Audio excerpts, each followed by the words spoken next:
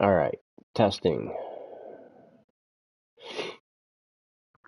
Give me a moment here, make sure audio is working. We should be good this time. Hello, hello, testing, 1, 2, 3. Good this time. Yep. Hello, hello, testing, 1, 2, 3. Good this time. Yep. Hello, hello, testing, 1, 2, 3. Good. Yep. Hello, hello, testing, 1, 2, 3. All right.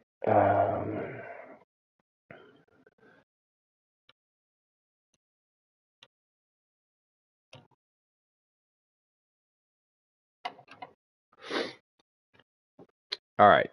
So we are set to begin. I'm just going to give a minute for people to join and quickly talk about some things. First off, sorry for the wait. For those of you guys who are waiting on the next update, I've had some personal things going on, and I haven't had as much time to sit down and play and test the load orders as much as I have in the past. So that's the reason for the wait. I apologize for that.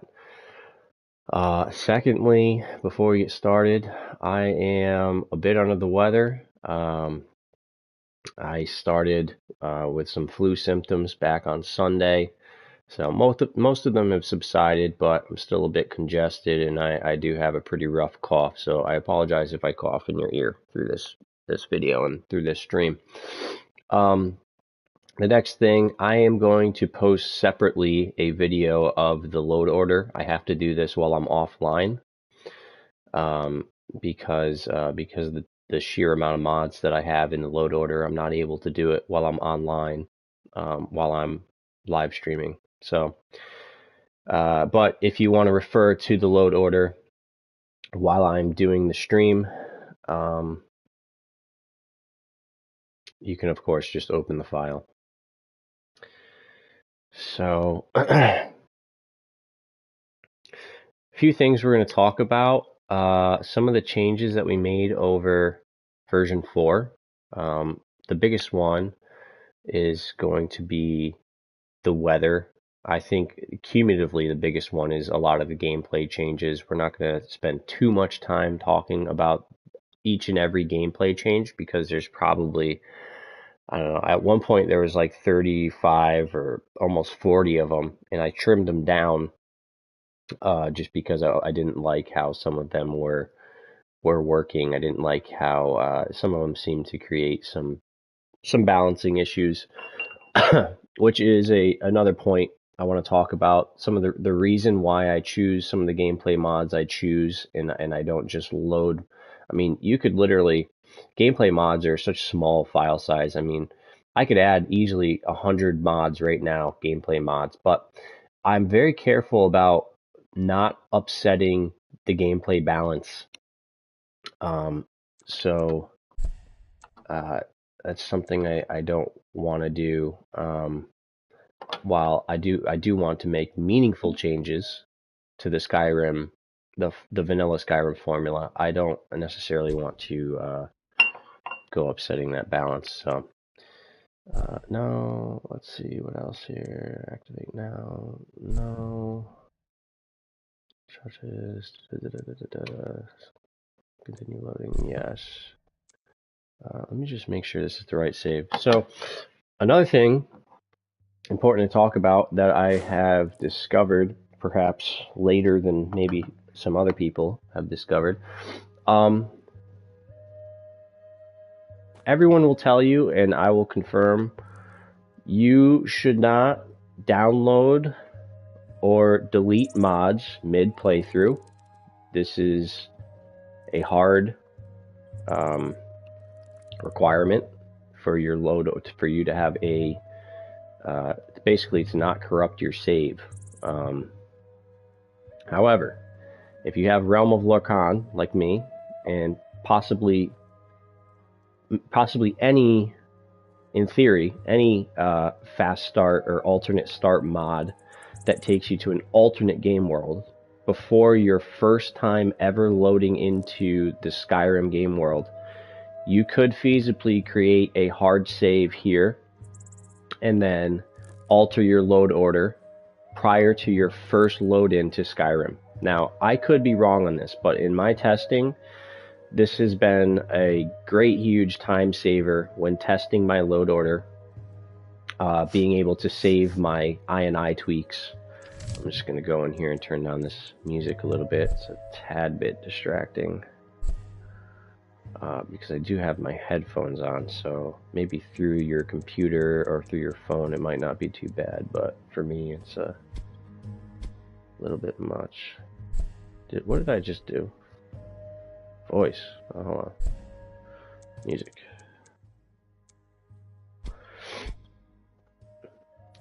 So yeah, if you are going to test other mods, establish your character, turn on all the mods and change all the functions you want, get all your mods ready, get your I tweaks ready, and then get your character ready, however you want to get them ready.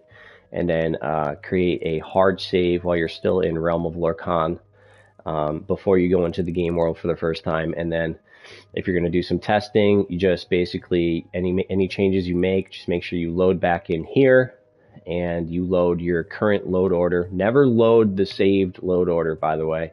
That is a surefire way to get all of your mods jumbled up and have to resort everything out. That's an absolute nightmare. So always load your current save if you change your load order in the main menu when you're loading up your new save.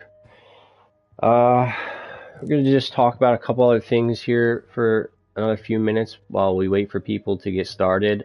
If you are watching this after the stream and you're watching via video, just skip around until we get, and if you're just here for the, for the showcase, just skip around until we get to the meat and potatoes of the stream. But going back to talking about some of the major changes, when V4 came out, we're on V5 now, but when V4 came out, prior to V4, when I was working on V4, I wanted to create a weather stack that was a little less focused on performance and more focused on details.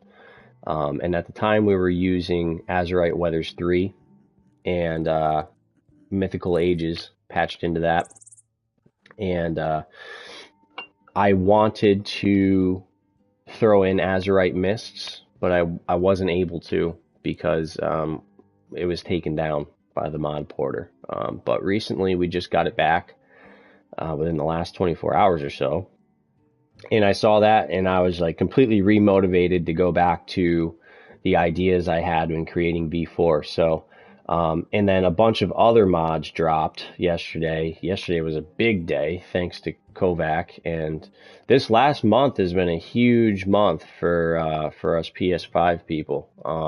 Ysmir's been doing some hard work on a lot of his re-uploads, his 512 texture re-uploads, and this has been huge for saving space.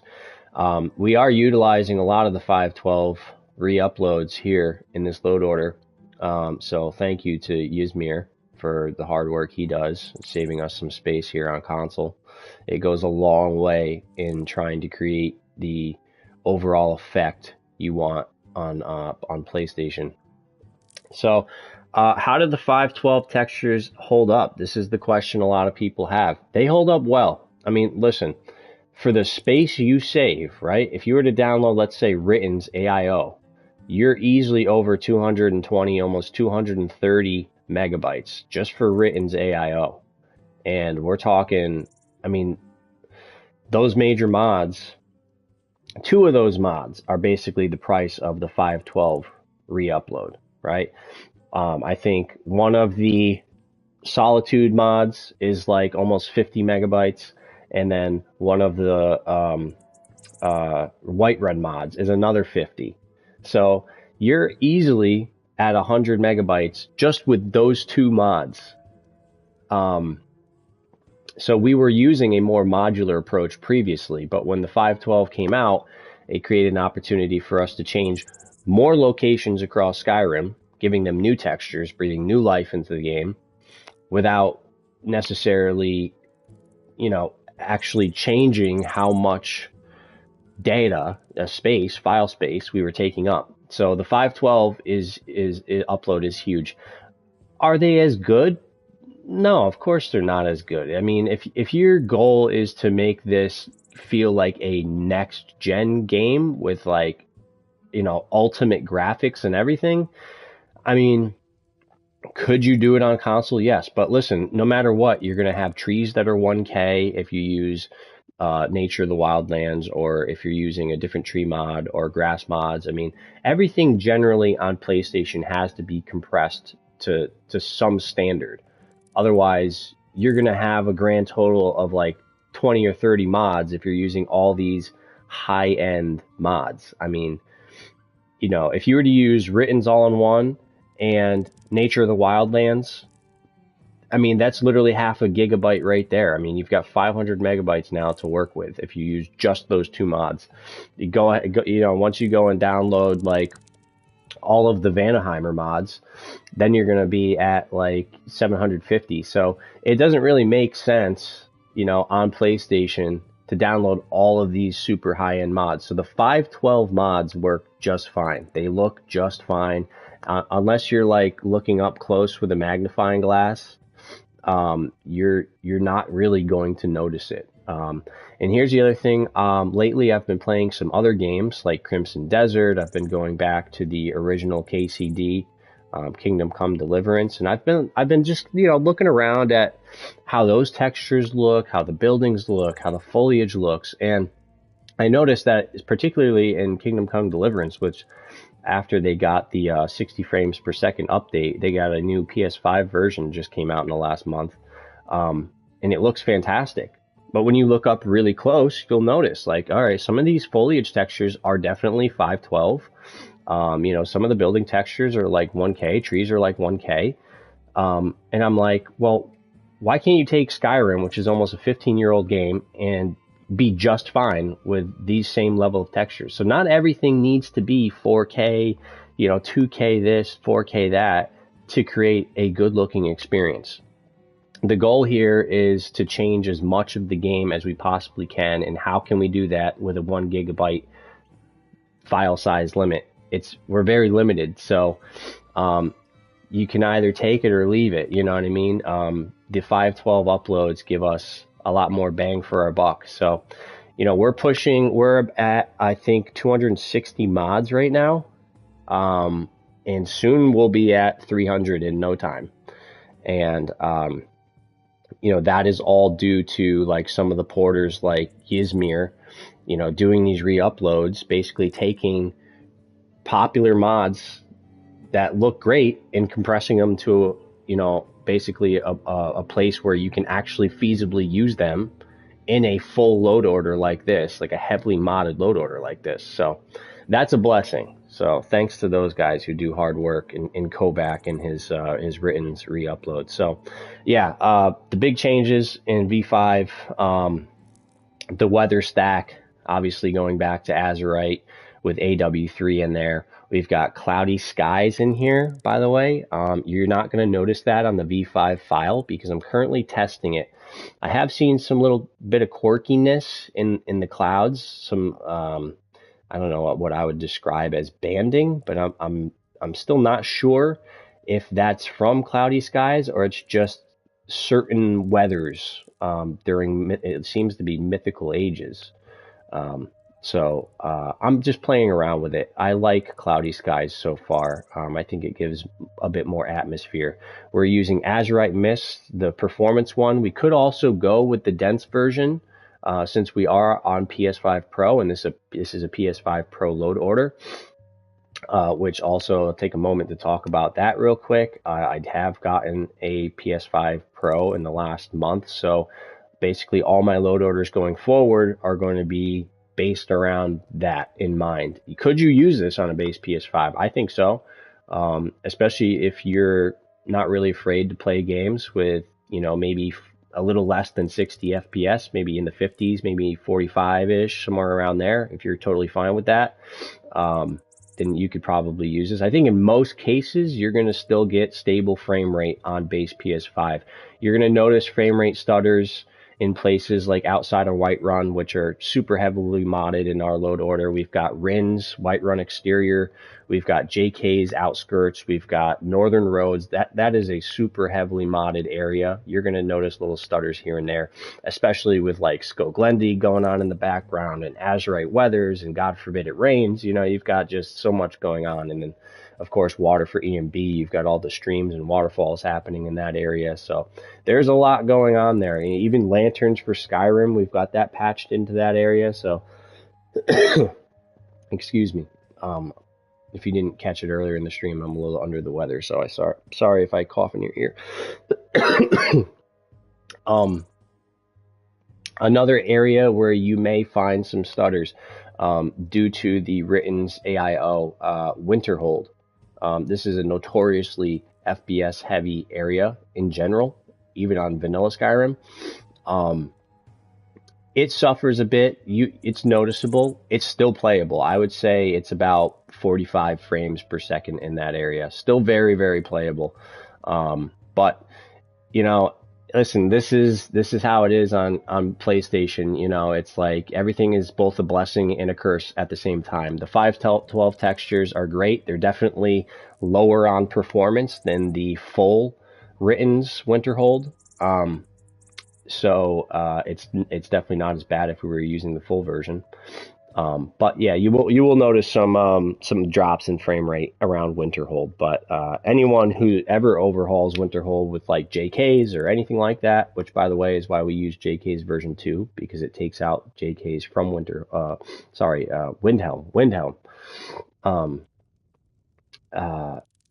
That's ultimately, you know, we try to avoid FPS drops as much as we can there.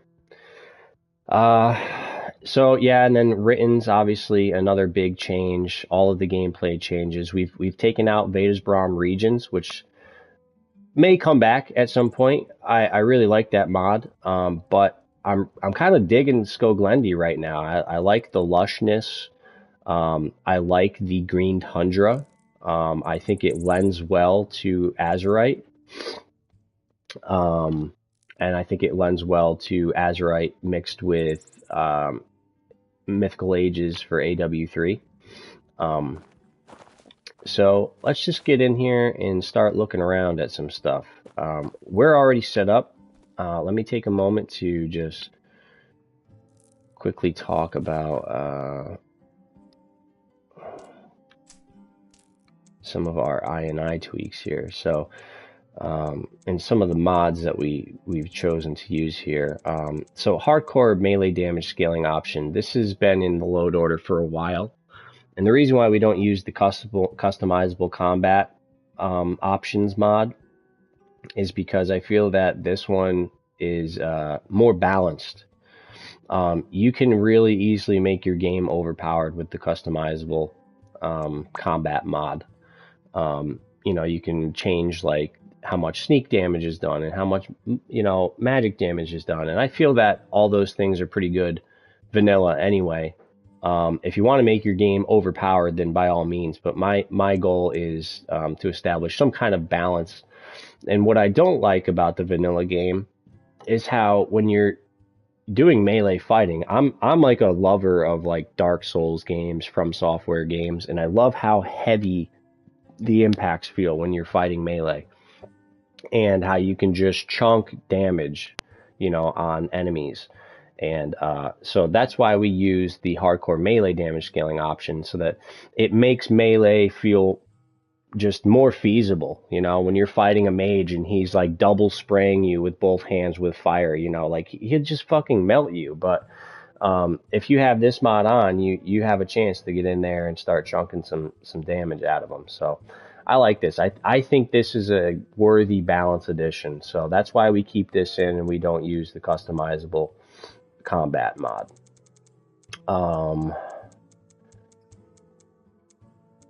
Power self vision. We're still using dynamic display, camera display, visible favorited gear. We have changed, by the way, XPM SSE.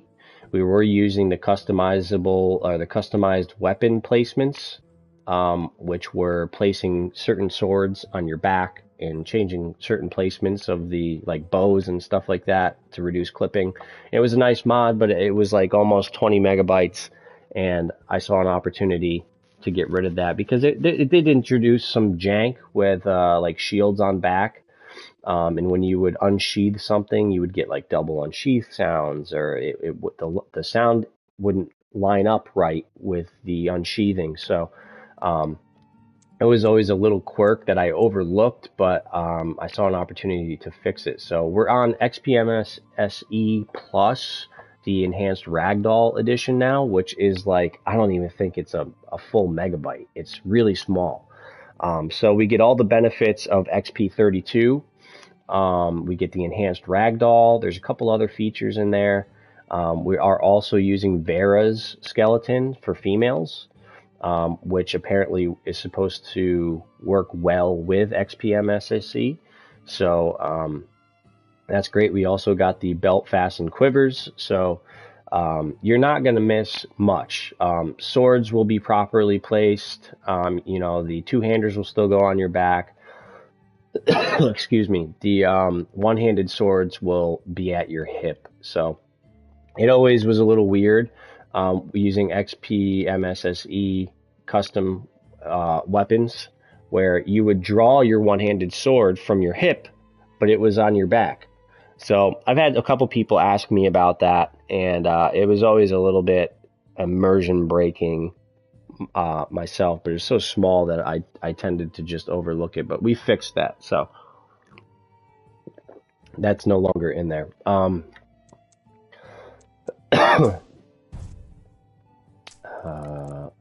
Let's go in and look at what do we want here? We want simple workaround framework. So our I&I settings, we've made some changes with our grass. IMAX grass types per texture, we're running this at 15, both in Game Breaker and in simple workaround framework. This is going to increase basically the grass types used in each location. And then we're also increasing the imin grass size. So this value, the higher it goes, the smaller the density of the grass. So if you use Deluxe INI, you are going, like our load order does, by the way. Here's the reason why we have Deluxe INI. Deluxe INI makes a lot of tweaks that are not even settings that are available in Simple Workaround Framework or in Game Breaker. So that is our foundation. That's our working foundation. They make a lot of nice, detail-oriented changes that we like.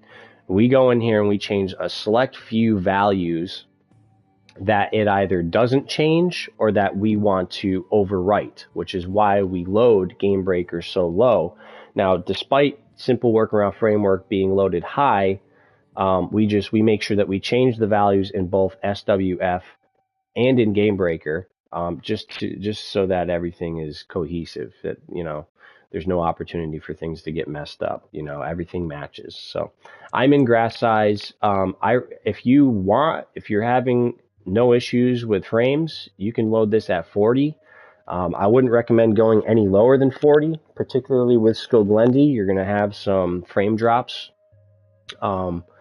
And I believe in one of the mod descriptions somewhere states that the imin grass sizes between like 1 and 30 are almost like unnoticeable. So the 40, I would say like the 40 to 50 range is where you're going to see some differences. I probably wouldn't go any higher than 45, as you're going to start to see really short grass.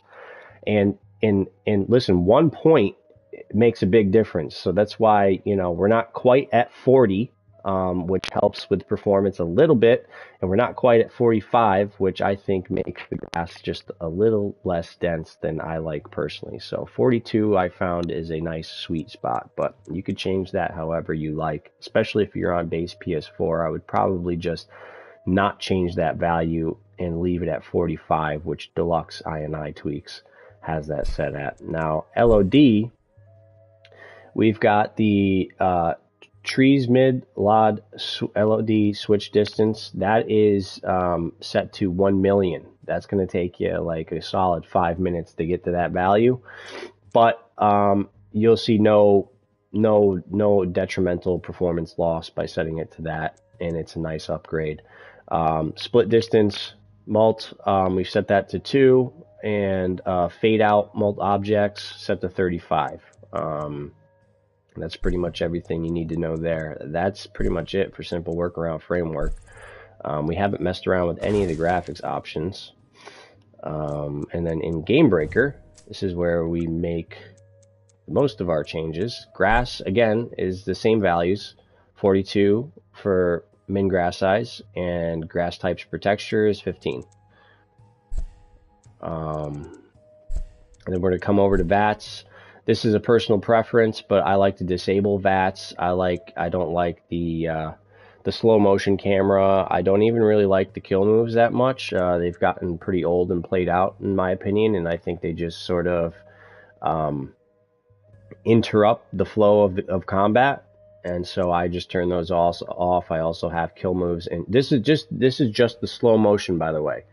I turn this off, but we also have a mod for no kill moves, so I turn that off as well. This probably isn't even needed if you have no kill moves installed, but I throw it in there anyway, just for an extra measure. Water, this is a huge one. All right, super easy to come in here and change these. Your values are either 1 or 0. 1 is going to basically toggle on these various reflections. So tree reflections in water, object reflections in water, land reflections in water, sky reflections in water. This is going to be a huge upgrade for your water. You will notice it with water for E&B in particular, because it's so still, how good the reflections are. If you go to the area around Riften and just look at the water and watch the mountains and the the bright yellow trees sort of reflect off of the water, you'll really see what I'm talking about there. We'll take a look at that when we get started here. Now, particles. So it is recommended by both BVary of A, and I'm pretty sure this was built around this, but Azurite Weathers 3, it is ideal to use a particle value of 6,000. Deluxe INI has something crazy like 20,000. I think you start to see diminishing returns the higher you go with particles.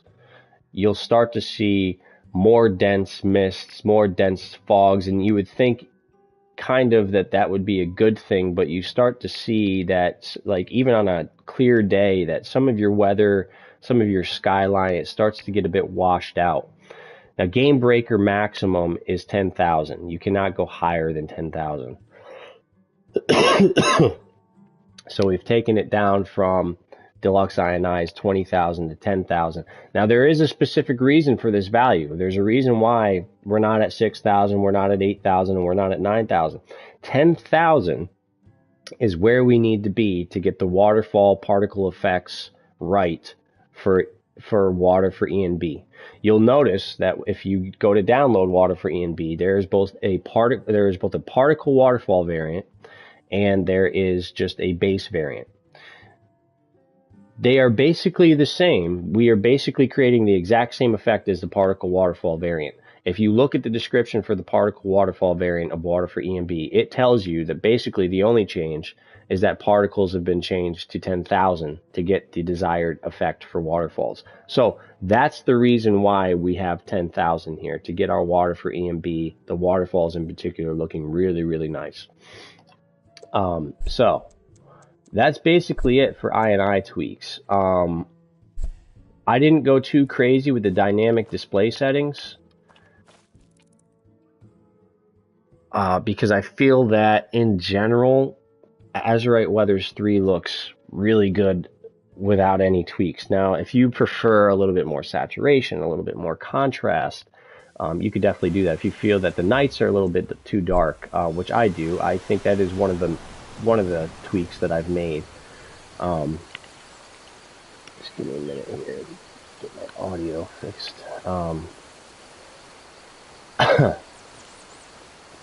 Yeah, so I have gone in and made some changes to the interior brightness.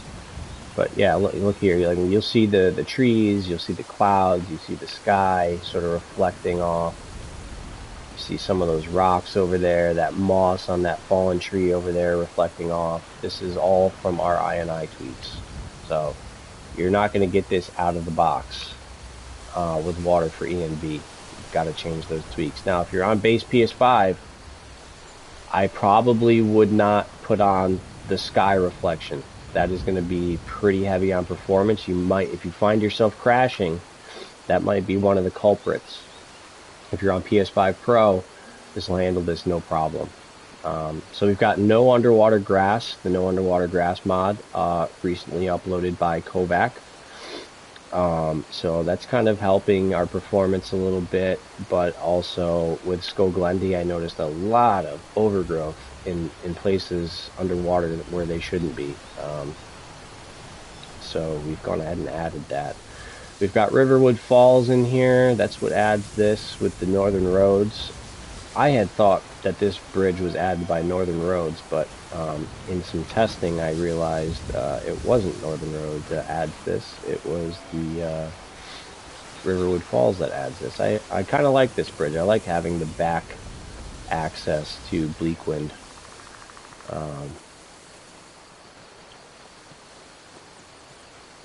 So you see that nice lush grass. I mean, look, from here you can't tell that that's 512 textures. It's just fine. It's just fine. The grass color is a bit darker in Skoglendi than in Vedasbram regions. So you'll notice at nighttime, if the nights get really dark, let's say there's no moon, we are using the moon brightness, affects brightness. Sometimes the grass can look black. That is an engine limitation. Those of you who've been modding for a while know that that's just something you have to deal with or find a workaround. I notice when the nights are not as dark, it's a bit better. Things get less black. So just something to be aware of. The Vedasbram regions handles that a little bit better because of the nature of the mod, the color of the grass being brighter in general. So I noticed the black textures much less with Vedasbram regions, but everything's a give and take here. Skoglendi is 2 megabytes. The 512 upload of Skoglendi is 2 megabytes. You're not going to find a grass mod of this caliber for under like at least 15 megabytes. And it's nice, it's lush, there's a lot of variety. It works. It's nice. It's a great space saver. Vedasbram regions is almost 30, so you know, I love Vedasbram regions. It may make a comeback, but it's hard to pass up a mod that does, you know, it looks practically just as good for much less space. We're still using Tomatoes landscapes. I still think this is the best bang for your buck for as far as landscapes go. The reason why I don't piecemeal my landscapes together, I think you got to be all or nothing personally. If you're a stickler for details like seams, for blending, you know, you could use like people like to use Vanaheimar, right? But they like to change the mountains to say Ritten's Mountains. Can you do that? Yeah, absolutely. That is a very feasible thing. And if things like seams and blending at the base of mountains don't bother you, then that's totally a way you can go. But the reason why I don't is because Tomatoes is a full package. Number one, Tomatoes changes all of the different biomes, similar to how Vanaheimar has different textures for each biome. The Reach has different textures than the Tundra. The Tundra has different textures than, you know, and so on and so forth. So you get your variety, you get the blending. It has mountains, it has snow, it has ice, unlike Ritten's, which is a good retexture mod. landscape texture mod, but it doesn't have everything. So you've got to go in piecemeal it together, and you are going to notice seam and blending issues if you're a stickler for details like that. So we keep tomatoes. It's cohesive. The mountains blend with the rocks around the mountains. The biomes give us a nice amount of variety. Everything blends really, really well, I feel, with tomatoes.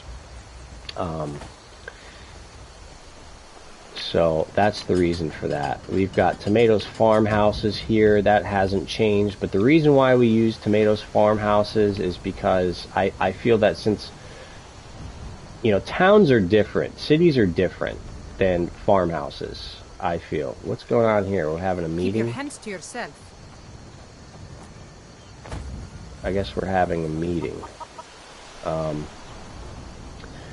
The farmhouses are different because they're a part of the open world space. So I like that. I like the idea, at least in theory, that, you know, Tomatoes farmhouses work well with the Tomatoes textures that we're using, the Tomatoes landscape textures, since it's all out here in the world. You know, when you load up into a new cell to go into a city, it's basically, it feels separated. So I don't mind using writtens in a case like that. And this is just a small detail that I'm talking about here. It's not really going to make or break your game if you download a writtens farmhouse or northern farmhouses or anything like that. This is just a personal preference to maintain cohesion. It's the same reason why I use Tomatoes caves and mines, as well as just for the space alone. You know, Clever Charts has a separate caves and mines mod, and they're both very, very good. However, you're basically almost double the space of Tomatoes caves and mines. So we're doing more with less. We've got Northern Roads going, of course. This was one of the major new parts of our V4. Getting this working in this load order was a bit of a nightmare, but we did it. And I love it. I personally think this is, like, I can't go back now using Northern Roads. It's just, it adds so much nice detail. The roads are so nice. I like the difference in the terrain, you know, everything's not as flat, you know, you see some dips and some high parts in the landscape. Swift. So the blocking with the dual swords is coming from our character behavior enhanced mod.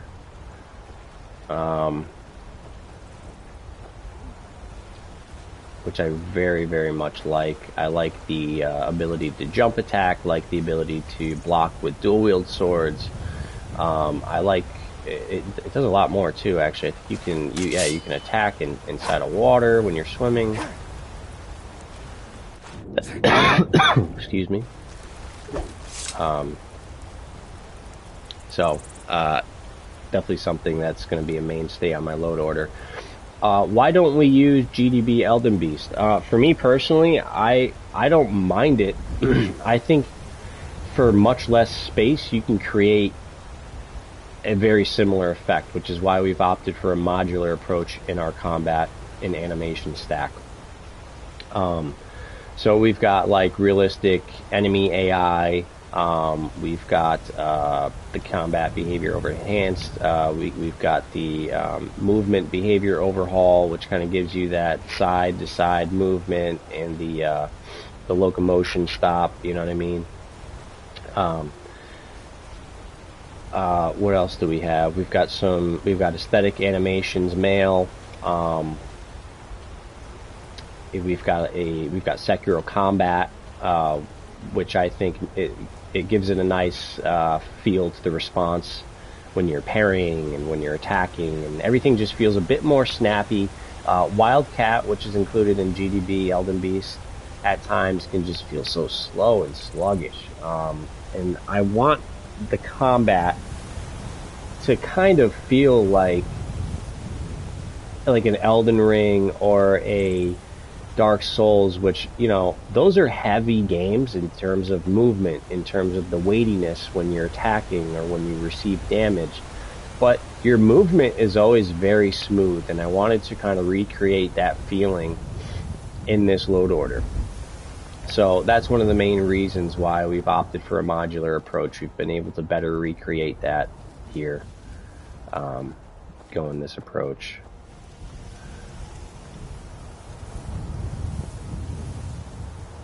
So you notice nice LODs here on the trees. The objects, we're not seeing a lot of pop-in or you know, flashing, flickering on the objects. That's coming from our I&I tweaks, just general sharpness on the skyline there. Obsidian Mountain Fog's coming in there. Azurite Mists performance is in there. We've got DVLASS, the new one, uploaded by Seago. That's been a blessing.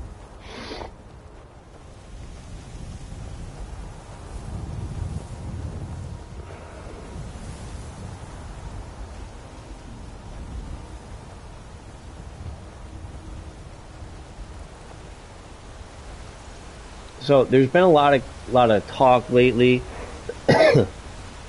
about texture replacers for foliage mods. I know a lot of people like the Valart foliage mods. Some people prefer Shrubbery Symphony. Some people like the Dr. Jacopo's 3D Plants pack. You could feasibly use Shrubbery Symphony and Dr. Jacopo's together, but they're going to combined take up about 60 megabytes of space, and I don't think you need them, especially if you're going 512 on your grass. You don't need, you know, upscaled textures on your shrubs. I mean, it's all greenery in the end anyway. The reason why I use Dr. Jacopo's is because it really makes these like colorful plants pop, like these mountain flowers and, you know, things like that. It really makes them pop.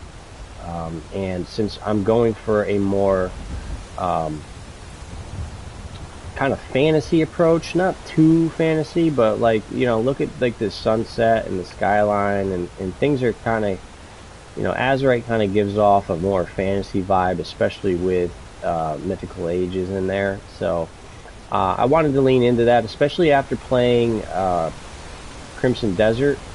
And just seeing how beautiful that game looks and how well it handles some of the more, like, the way it blends like realism in the environments, and yet still handles a you know, like a fantasy tone, a sort of fantastical tone to it all. I really enjoy that. So I thought the green grass for the reach area would go pretty nice, especially since we're using the Forest Borealis for Whiterun. And we've got the lavender grass in there. One thing I could add to this, and I might tinker around with, is the lavender retexture. I don't know if that would specifically affect the lavender grass mod that we have uploaded by Kobak. The lavender field, the purple lavender field. Not sure if those would play nice together, or if it would just alter some of the other lavender in the world, but yeah, I mean, just check that out, you know. And you'll see a little bit, I mean, if you really are looking for it, you kind of see that there's a little bit of banding there in the sky. Now, I tested this with and without cloudy skies. I still saw this banding. I think it's a Mythical Ages thing. I'm also judging by how dark the night is starting to kind of turn out here, that we're about to go into a Mythical Ages weather for the nighttime.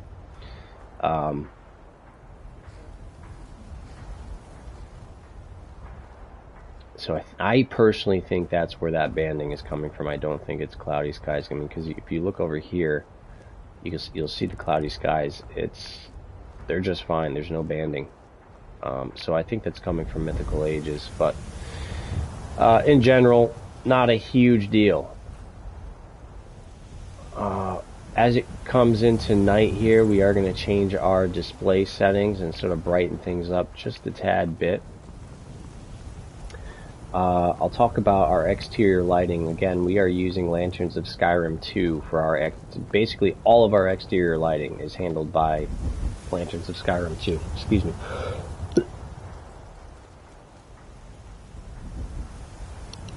Oh,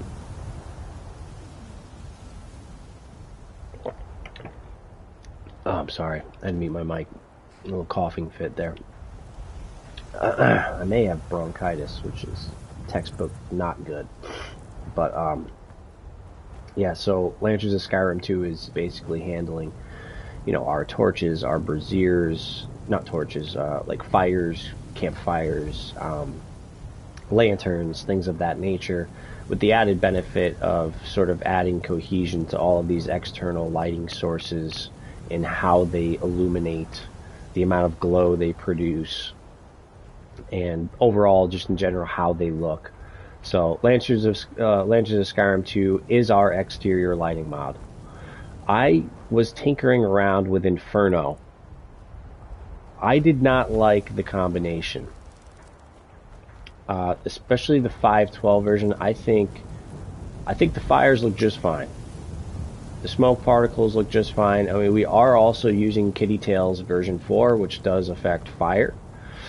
So it's not completely vanilla. And with Lanterns of Skyrim 2, I think the way they illuminate things, you know, it's not too saturated. That was one thing I noticed with Inferno, is that, like, this brick wall would be, like, beet red. Just too much oversaturation, too much glow. It seems too artificial to me, not very realistic. I'm just admiring this skyline here as the sun sets. Look the way it reflects off of the water there.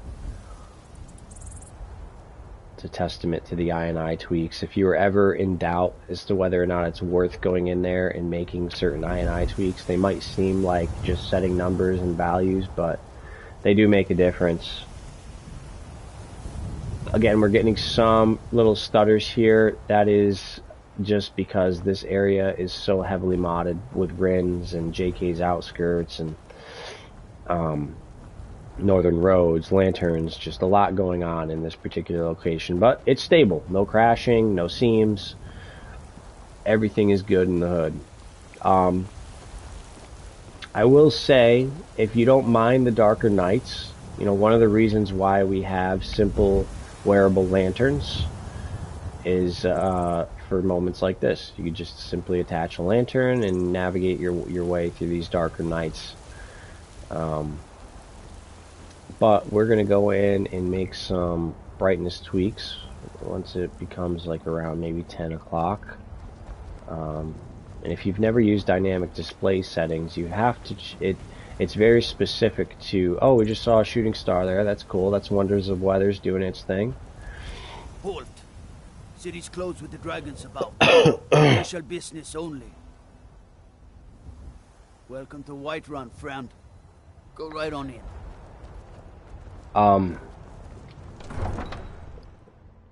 Sorry, I lost my train of thought there. Maybe it'll come back to me.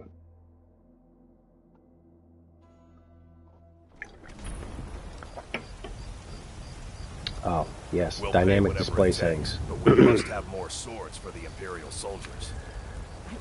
It's very specific in its setup. You have to be, if you want to change the lighting, what's nice about it is you can change lighting for interiors, you can change lighting for exteriors, you can change the lighting at dawn, at dusk, at night, at day, all specific. Or you can do like a blanket change and set it as a preset so that if you want to give your entire game a brightness enhancement of, say, like +1, you can do it and save it. It'll save it for all instances, interior, or I think it's broken down into interior and exterior, but you can, at least it'll be consistent across all times of day. So you can do that, or you can simply change values for just at night, which we are going to do here. We're going to give a couple ticks of brightness to the nighttime. Oh, this is our game breaker. Hold on a second. I'll kind of show you how this works here. Dynamic display settings is 3. I don't know why it says interiors. That's a little weird. Surely it's not interiors. Anyway, we'll see what happens. Interior. Alright, so here it is. Is interior is not checked. So we are exterior at night. So if I wanted to make this change just for nighttime, this is how we do it. We're going to bring that up a bit. Sorry, let me look at my my load order here because I had already figured out these values. Just give me a second here.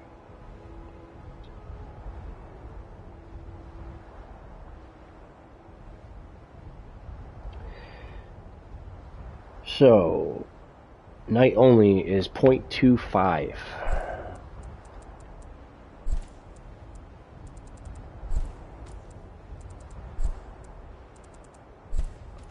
Now, we could go brighter. It's still pretty dark.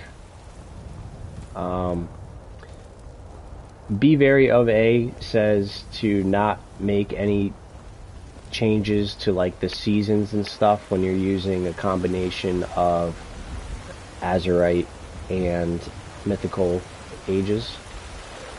And while increasing the brightness in the Azurite meditation is not necessarily changing the seasons, I'd rather not mess around with it in case it does sort of interfere with the combination of those two mods. What we might just do here is just pull out a torch and be done with it, which I don't think I have a torch. That's alright. At some point when we get a we need a linen wrap, and then we can craft a wearable lantern. The thing that sucks is I don't know of any like areas around here where we can just steal or get a linen wrap. I do know that they have them in Bleak Falls Barrow, so maybe we'll just go there and quickly check out the how the lighting and stuff is doing in there. But first, while we're here, I want to show you what we're doing for our interior lighting. Last time we ran Azurite Weathers 3, we were using Luminosity, which I still think is a very good candidate. Yeah, so we're using simple lighting and acoustic overhaul. It makes some of these corners really, really dark, but it does kind of add this dynamic lighting effect, like the improved shadows sort of casting off the objects from the light sources, which I do like. It is very realistic. You've got some preservation of the vanilla signposting. Sing you a special song? I think we're gonna come in here and increase our brightness a bit for the interiors. I think, yeah, we want 0.15. See, now interiors checked on, so now we're editing for our interiors. Brightness is going to be 0.1, 0.5, and that's just enough to make a difference. Now, I want this to apply for all interiors. So I'm going to come to Presets Manager, Set Default, yes. Alright, now, we don't have to change this ever again. This applies to all interiors. So it just brightens it up a little bit. And it also, listen, it depends on when you're using Azurite Weathers. One of the important things I've mentioned in the past is to change your brightness. I just got a new TV, so I noticed that I can handle this mod at higher brightnesses. I think my TV has peak nits of like 3000, but if your TV is a little bit less than that, you might notice you have to decrease your brightness a little bit to get this mod to look right. That being said, It's quite the songbird. Maybe Maybe he's the reason you're here all the time. I think this is passable. I like this mod. I like this sort of dynamic shadow thing going on here. I like the way things illuminate. I think the lighting sources can be a little bit harsh at times, so I'm not completely sold on it. I think luminosity may make a comeback in the future, but I'm still playing around with this. I don't hate it. I don't necessarily like. It's not like a resounding yes from me either, but it's good. Listen, the bottom line is we're very limited with what interior lighting mods we can use with JK's interiors, and we are using JK's interiors, so your options are very limited. You basically got, I mean, you could use whatever you want, but you're gonna get flickering with JK's interiors, so it has to be something that's not changing much, that's not moving bulbs. You know, you can't use Skyrim as luminous, you can't use, or shouldn't use, relighting Skyrim. So just a couple things to keep in mind. We're going to fast forward to the daytime, just so that it's easier to see what the hell is going on here.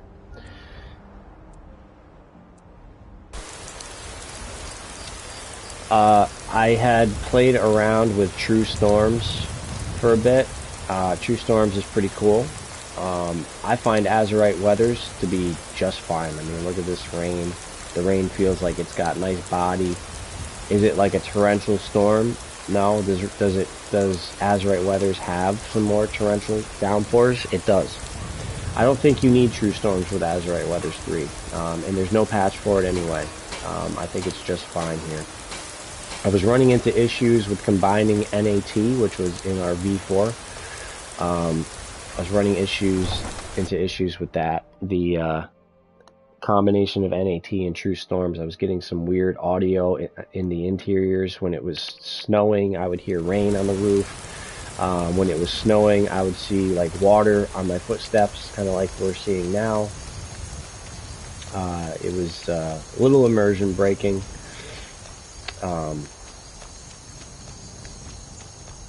So everything's working good now, though.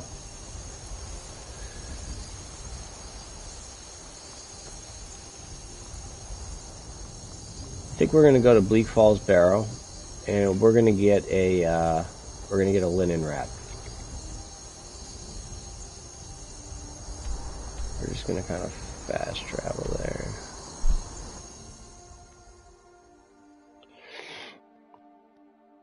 I also want to see how the interior lighting is being affected inside of darker areas like caves and stuff, so.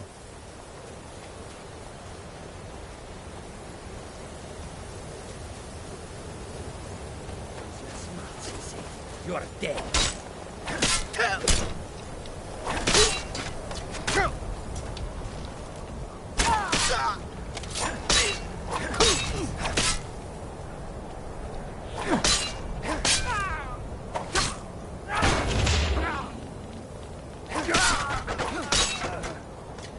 We're not going to mess around, do too much looting. We're just going to make our way.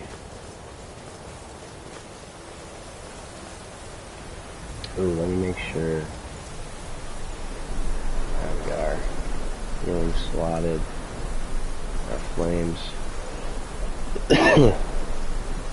That's what's nice about control. So if I need a potion, I don't have to go into a menu. I can just press up on my D-pad, as that's the hotkey I've set it up for.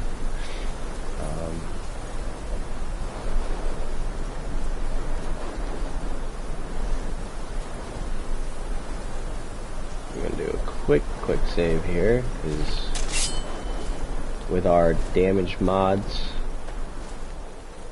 we could get ganked here. Where are you? Brother. That's it.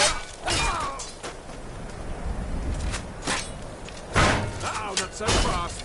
Sure have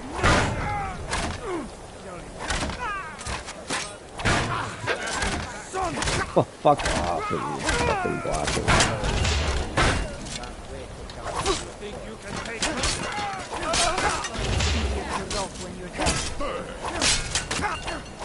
So our damage Oh, we gotta get that. Yeah, we can't be having that. You gotta go, brother. Oh, see? That's why we don't have customizable combat or mods that increase damage across the board. Because mages, they just melt you with that spray magic, man. Like, if you were to upgrade damage across the board, I mean, that would have killed us in half the time.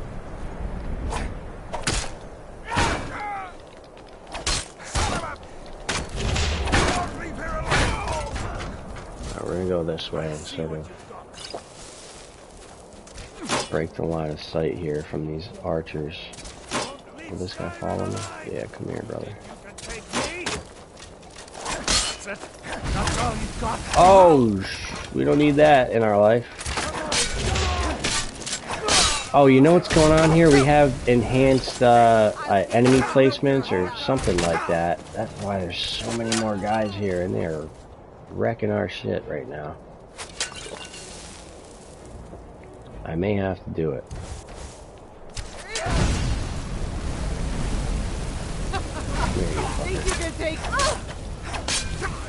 Oh, there's another mage. Gotta watch out for those guys.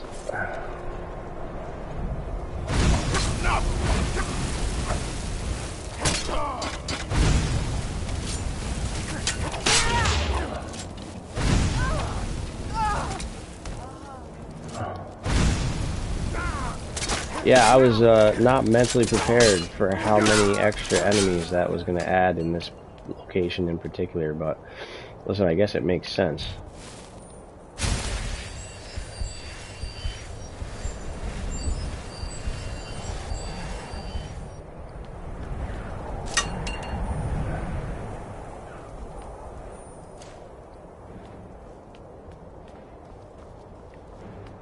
That's what you want?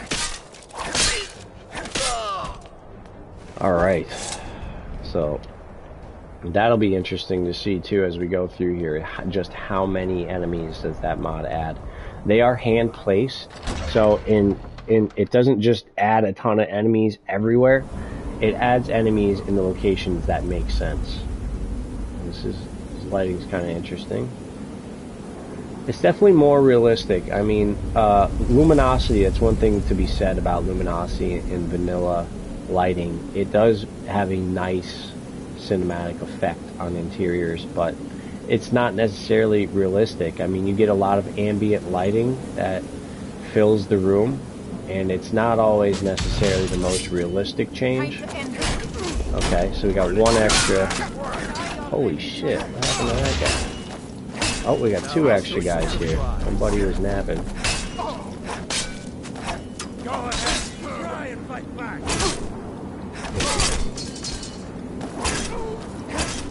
I'll carve you in pieces. Give up while you still can.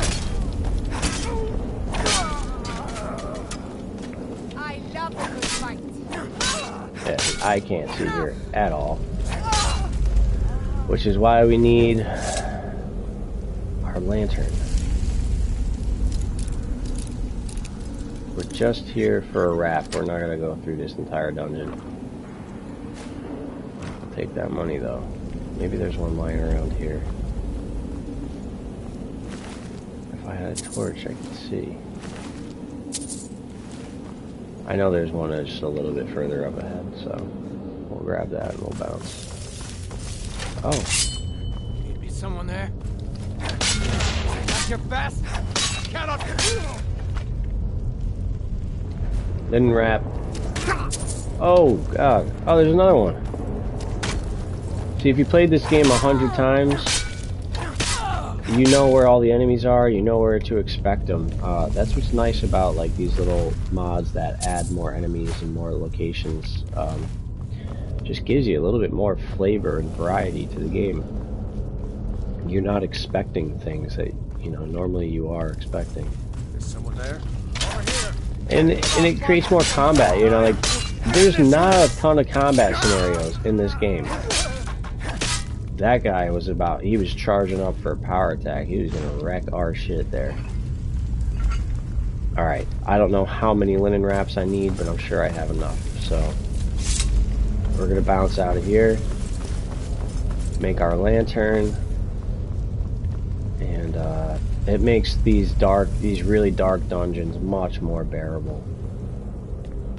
We could also increase our brightness, but again, there may be a return of luminosity in the future.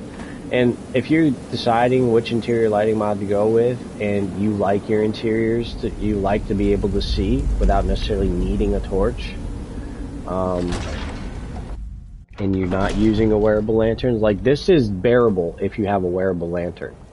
I would not go through that whole thing if I just had to use a torch and nothing else. That would be an absolute nightmare.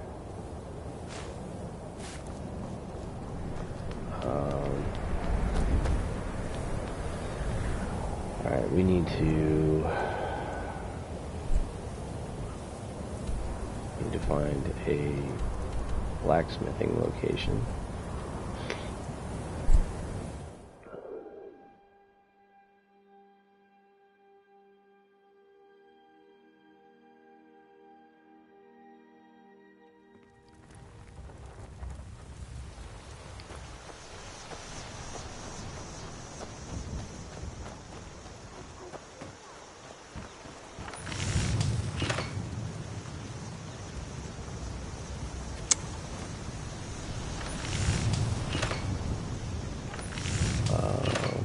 Iron Lantern, that's us, right there.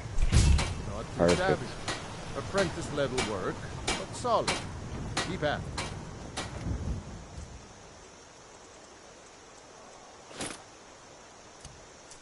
Favorite that. Yeah, I love how it hangs off you as well. Definitely a more like Dark Souls, Elden Ring kind of vibe. I love it. Not sure why we're getting some weird flickering there. Maybe because of daytime and everything, but normally I don't have issues with this mod. We are just going to turn it off now for the moment. Oh, what is going on here? There we go.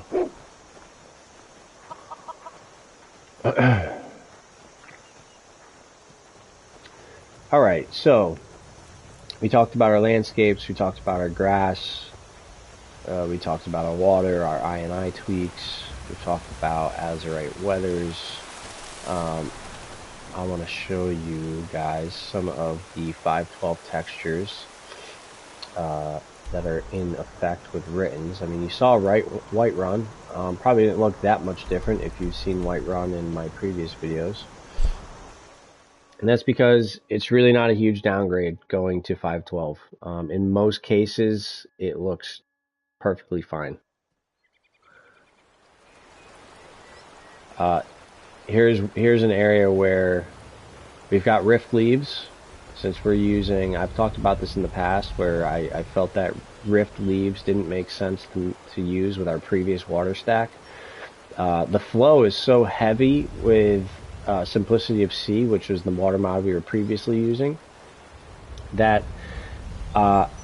you know, obviously you see these leaves and they kind of go with the waves, but for the most part they're static. Water for E&B is much calmer, and I felt that this made a lot more sense. You know, leaves would be sitting on top of calmer waters, but they would be flowing in waters that really flow. So Simplicity of Sea has some pretty aggressive flow. But look at the way the trees reflect off the water and the sky.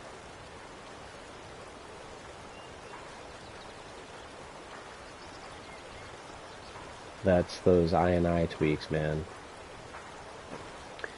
See our Written's 512 textures there. I mean, from here they look amazing, obviously. The question is, do they hold up as you get closer?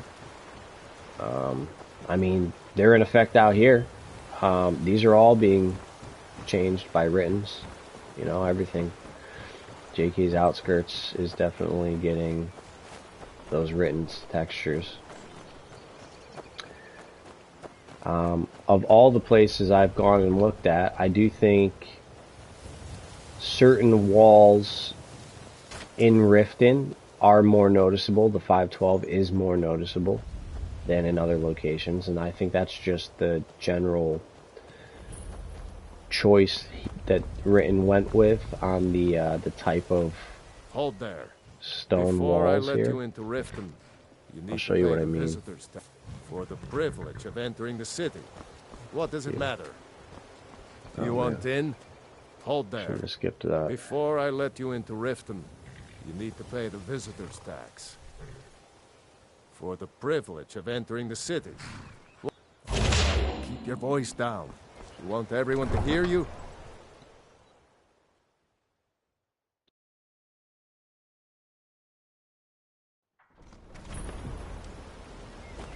I had another run-in with a Thieves Guild. Be careful, Leo.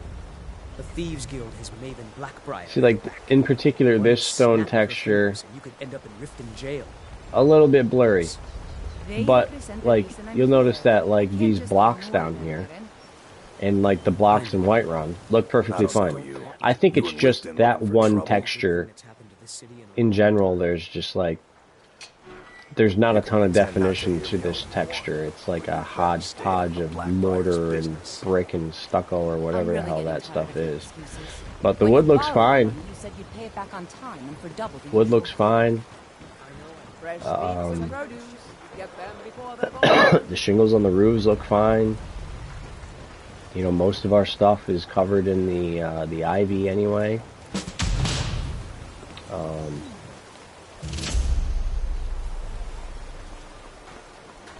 I think it's just fine. I think it gives you enough variety. Like these flagstones look just fine. I think it gives you enough variety in the towns, which is why I use these texture overhauls anyway. Like we could be just fine using vanilla textures and our JKs and our town overhauls and our spaghettis in some cases. But I like the new vibe that Written's adds. So I do appreciate that we have the 512 textures now, and I talked about this earlier, but for the price of 111 megabytes, I mean, Written's Whiterun and Written Solitude alone, the full versions, make up basically 100 megabytes.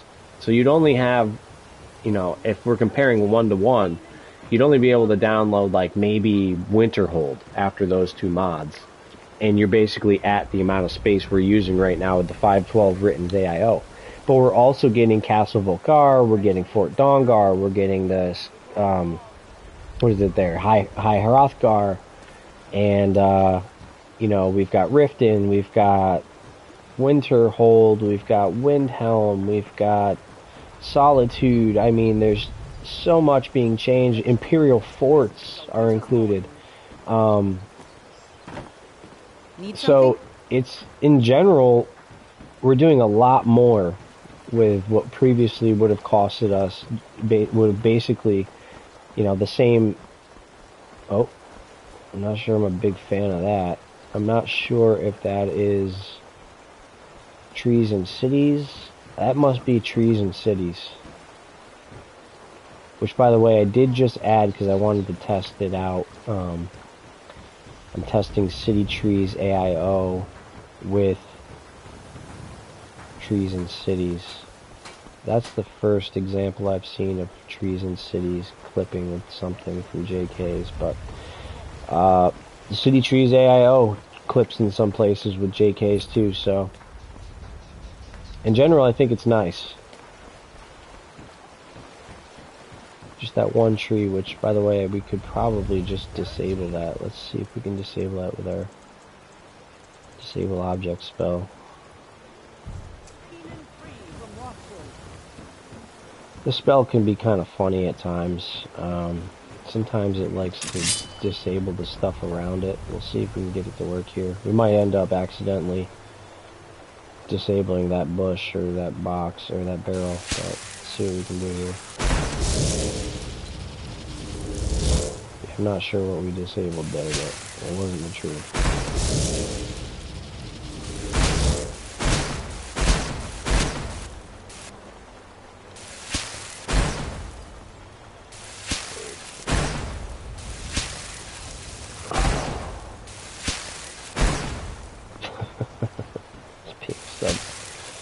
If I do it down here, I'm afraid I'm gonna get rid of that barrel. I got rid of something. It wasn't a tree though.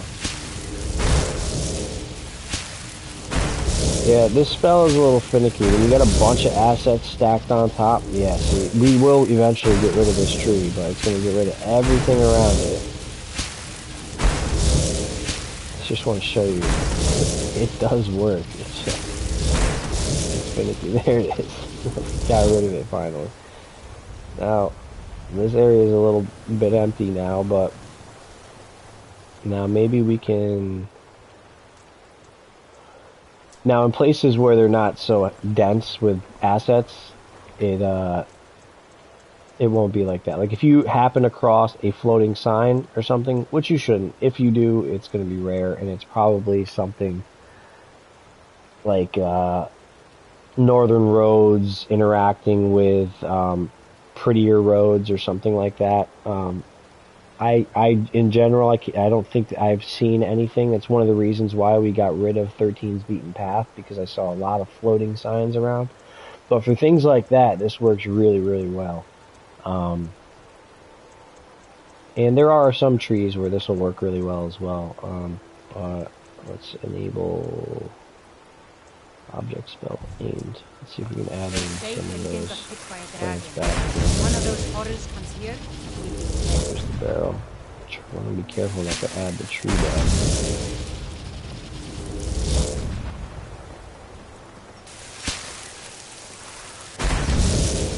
Oh, I think we added the tree. No. Okay. Alright, that's good enough for me, personally. Alright. So that took care of our tree problem. If you're a stickler for clipping objects, that's going to be the best we got, personally.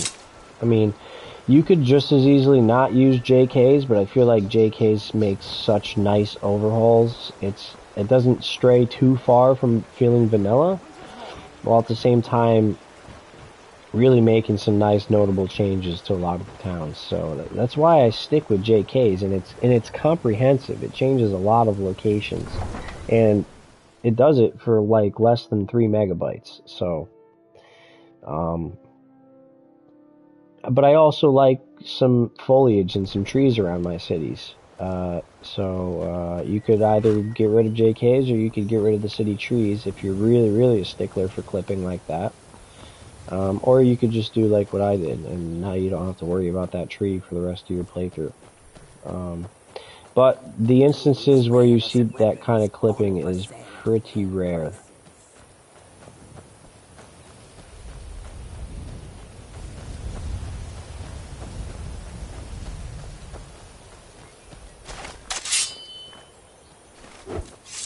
Oh, we've lost our shield somehow.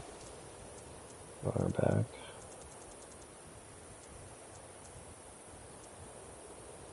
What happened? Did I drop my shield? Oh, it's in armor. That's why it's not showing up.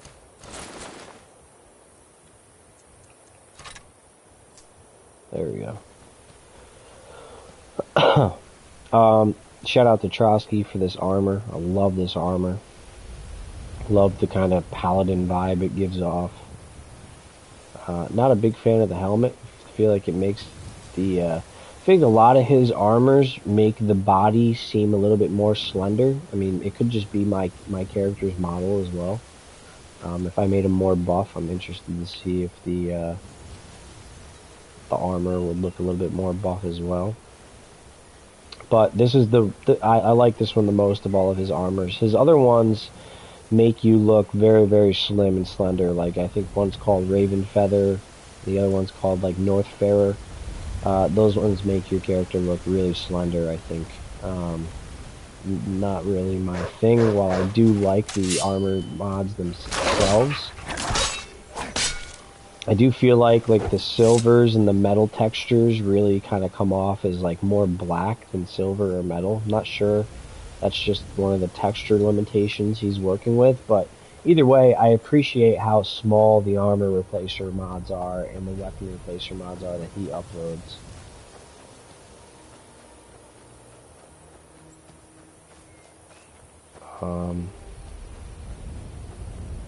This is the Oblivion Walker set, I believe.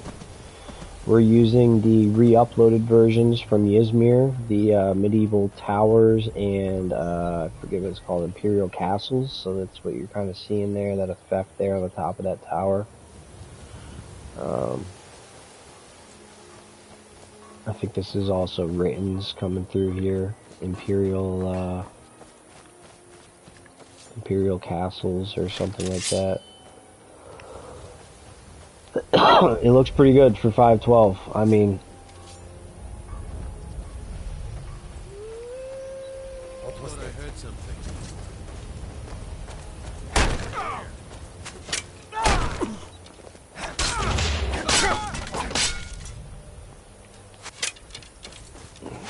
You'll be so much easier to rob when you're dead. I'll show you what a real one can do. oh, where did that wolf come from? Die already, so take your stuff. Prepare to die. We're routed.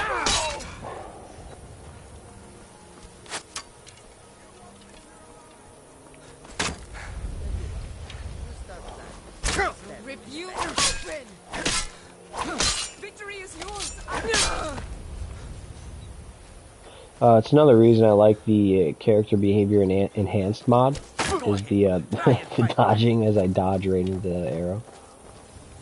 Just, there we go, boom.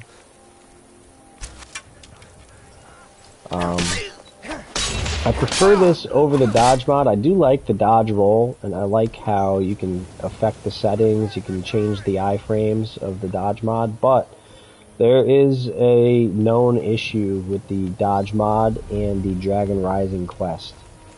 And character behavior enhanced overhaul just has so many other changes bundled into it that I also enjoy, that we also use on a regular basis in our gameplay and in our combat, that I feel like the package, the bundle all together, just makes it a worthwhile upgrade over the damage roll mod, or what is it called? You know what I'm talking about, the dodge roll mod. So that's one of the main reasons I don't use the dodge roll mod anymore. Same with GDB Elden Beast. If you're using that, it includes the dodge roll mod. That will interfere with your Dragon Rising. You'll have to disable that before you do the Dragon Rising quest. I personally haven't. I've seen it written in the Discord that there has been trouble, and I don't know if this was just this person was saying and generalizing, or if they personally had issues with it, but they were basically saying mods like the roll mod, the dodge roll mod, and character behavior enhanced both created issues with the Dragon Rising quest. Where is that wolf? But so far, I've not run into that issue with this mod. So, no need to disable or re-enable anything so far. I have heard that this is also an issue when traveling to Solstheim. Again, I can't confirm that this is an issue with this mod. I think it's specific to the dodge roll mod. Excuse me.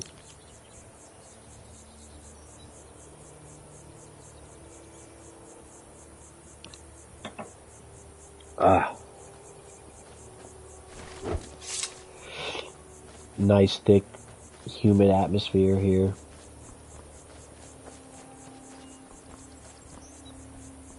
Some nice volumetric rays there coming through the trees.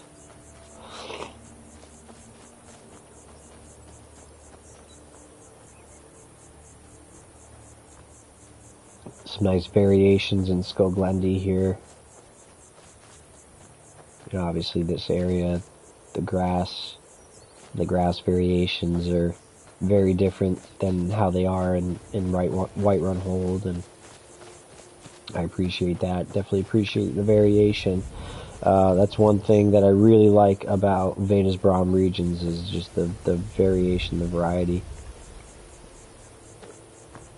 Nice little leaf effect there on the standing water from TMD leaves.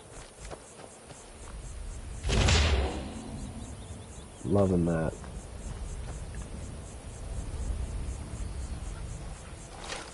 Oh, what is happening here?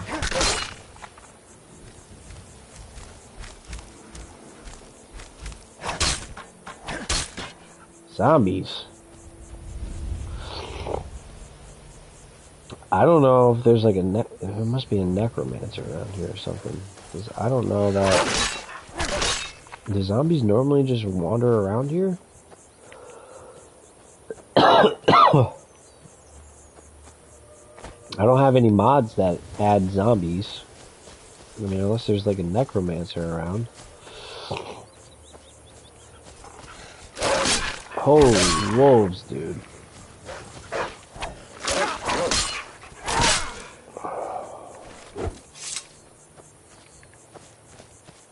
This is a worthy screenshot right here.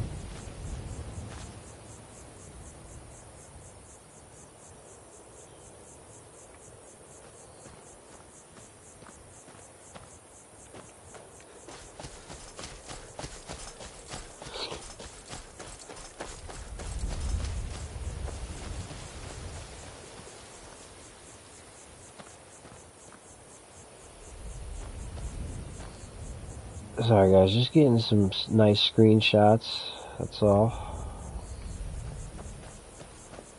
Wish that wolf wasn't in the water there, but what are you gonna do?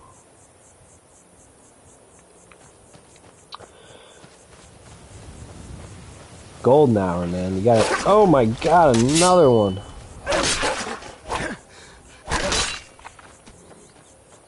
We've got our first person animation mods here. I kind of like how he tucks away that sword.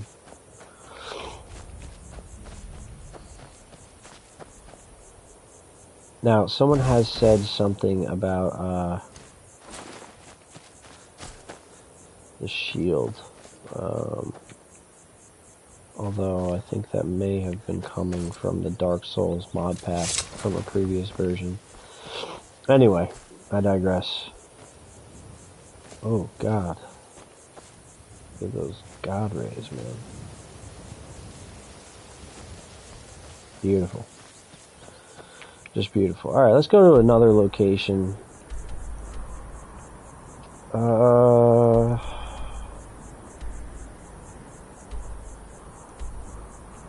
Let's check out Falkreath.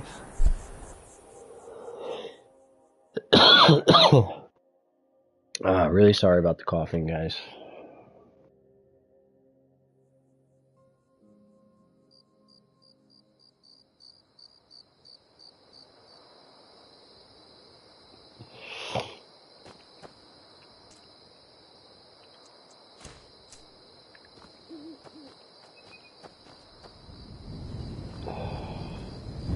Yeah, so if you're wondering,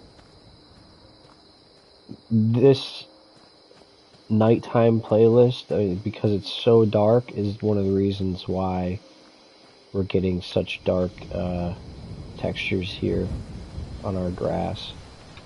But I wonder if we could remedy that.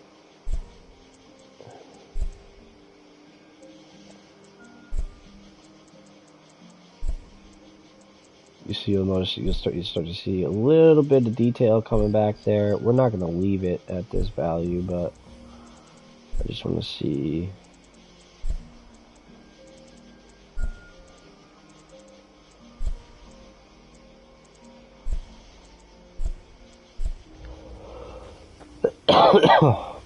Still black. I mean, a little less black. I can see some of that green coming through in the landscape underneath.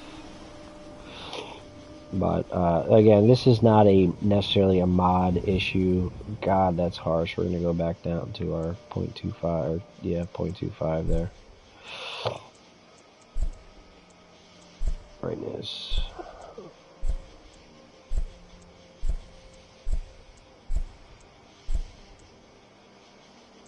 Maybe we'll do 0.28.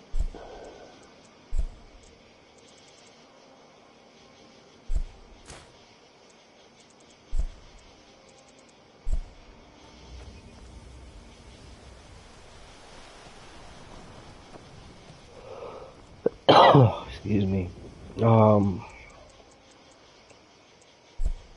Let's go to daytime because it's really dark and I really want to see and like appreciate this area.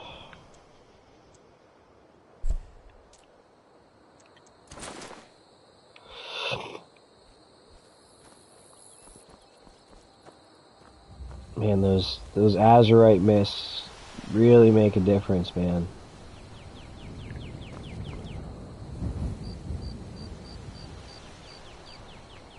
Those cloudy skies too.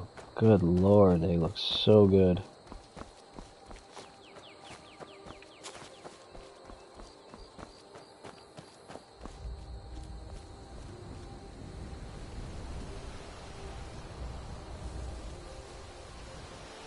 Don't mind me, just taking some screenshots.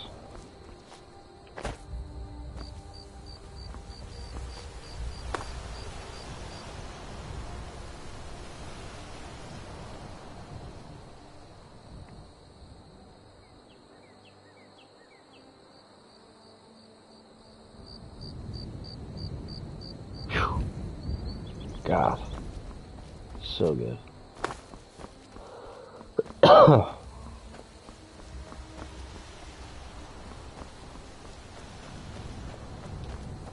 Still using Nordskog on the trees, man. I love this mod. I like that. I mean, it's thick here in Falkreath, but like normally you'd get some hits here to the performance, but really this is pretty light as far as performance goes. It's just a vanilla tree replacer, but it makes those vanilla trees so lush. It just really fills out the trees. And I think Tequila Sunset just ooh,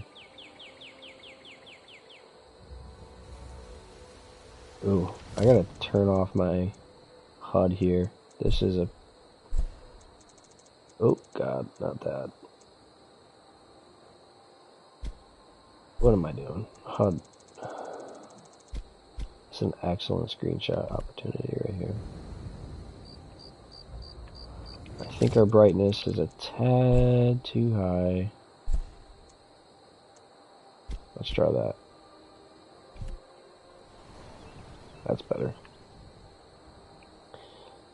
Yeah, if you notice your game is a bit washed out, we're getting some frame drops right here, but there's also obviously a lot going on, so it makes sense. If you notice your game getting washed out with Azurite Weathers 3, just drop your brightness, your in-game brightness. No need to tinker around with dynamic display, but if you feel your nights are too dark, you have dynamic display to sort of back you up there. Now, because we use moon effects brightness on those nights where there's no moon, it's going to be very dark. So, keep that in mind. There's another medieval Imperial Castle from the new re-upload from Ysmir, but also shout out to More Sombra, Lux, who uploaded the original version.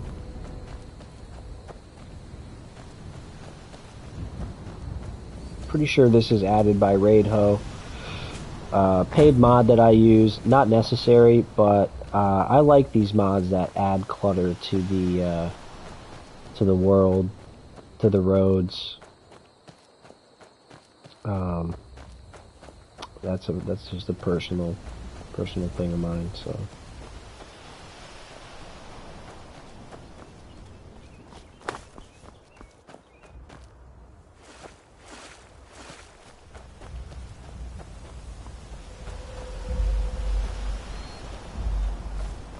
Nice.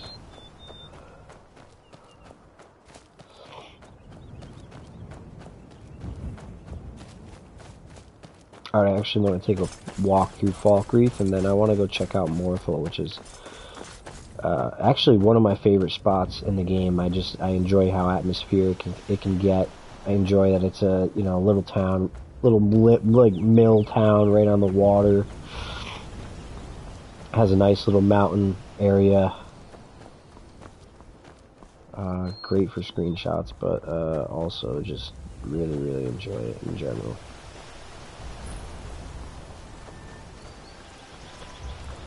The cat, man, must have in the game for me personally. If you've played Crimson Desert, you know all about the cats. Wish you could like pick them up and create an army of them in this game, but just adds a nice little detail. I mean, they're in generally every single town, so for 2 megabytes, adds a little bit of life to the town. If you're someone who uses mods that adds NPCs, like why not add extra animals too, It would make sense that there would be cats walking around. So it's not like a game breaker or immersion breaker or anything. I like the chicks too. I like the Mihail's cows as well. I mean, I'm not the textures are still a little shitty, but I guess they're better than vanilla, but I personally wish I could use Fluffworks, but for 60 megabytes, that is a commitment. Maybe someday in the future, if we ever decide to create more space. I do like how it changes the wolves, it changes the ogres, it changes the bears, the cows, basically anything with fur sees an upgrade from Fluffworks, but 60 megabytes is deep, dude. I think I might suggest to Yzmir, see if maybe that's another mod he might be able to or willing to compress. I guess it depends on the permissions, but I think that's a huge opportunity. That would be a really popular mod for him if he could take it down from like 60 to even like 40, just much more manageable, even at 40. 35. I'd love to see it cut right in half, at 20, but really what I want to see, it doesn't matter that the textures are super detailed. What I want to see is like real fur on my animals, instead of this sort of flat faux fur. Like I'll show you back again on this cow. It's like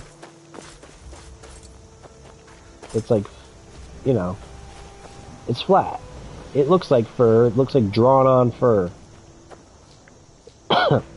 Now here's an attempt at real fur, but I mean a pretty sad attempt, I'll say. Is it terrible? No, I mean, whatever. It's vanilla. Excuse me. So sorry about the coughing. Where did I say I was going? Morthal.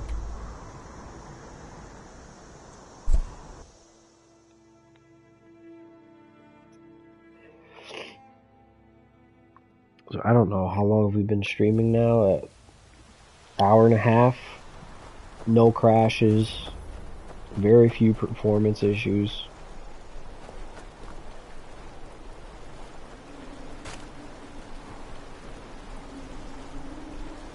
That guy is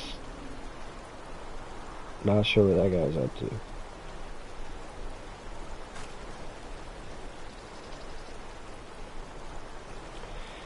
Sometimes the NPCs do weird things with JKs. I think the Skyrim NPCs do weird things in general, so for me it's not a huge deal breaker. But sometimes you get a guy in the water.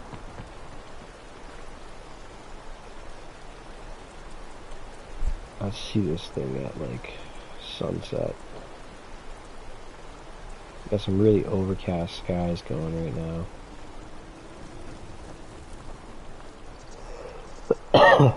I do like the nice light flurries. I really enjoy the weather system in Azerite. I think out of the box, Azerite is one of the best weather mods, for sure. I mean, I know everyone says that, but, you know, now that you can, like, tack on true storms to, like, obsidian, I mean, you can create some really cool stuff now. But just out of the box, man, the lighting, the just the depth, the tone mapping,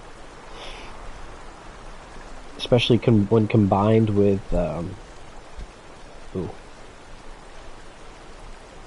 So we're gonna get a sunset here in a second, so I don't want to fast. I don't want to bypass the time too much here, but I do want to see. We might not get a really nice skyline here because it's so cloudy, but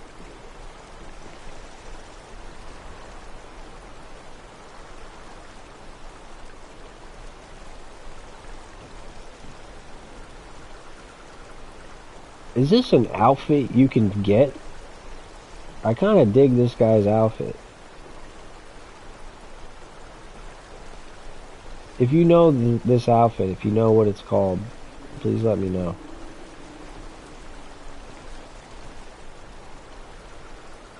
It's pretty cool.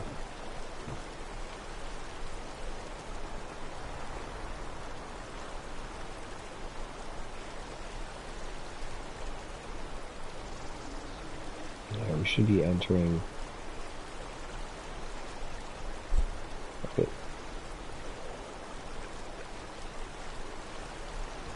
Yeah, so we're not gonna get a super crazy sunrise or sunset there, but maybe we'll get a nice sunrise. Let's see.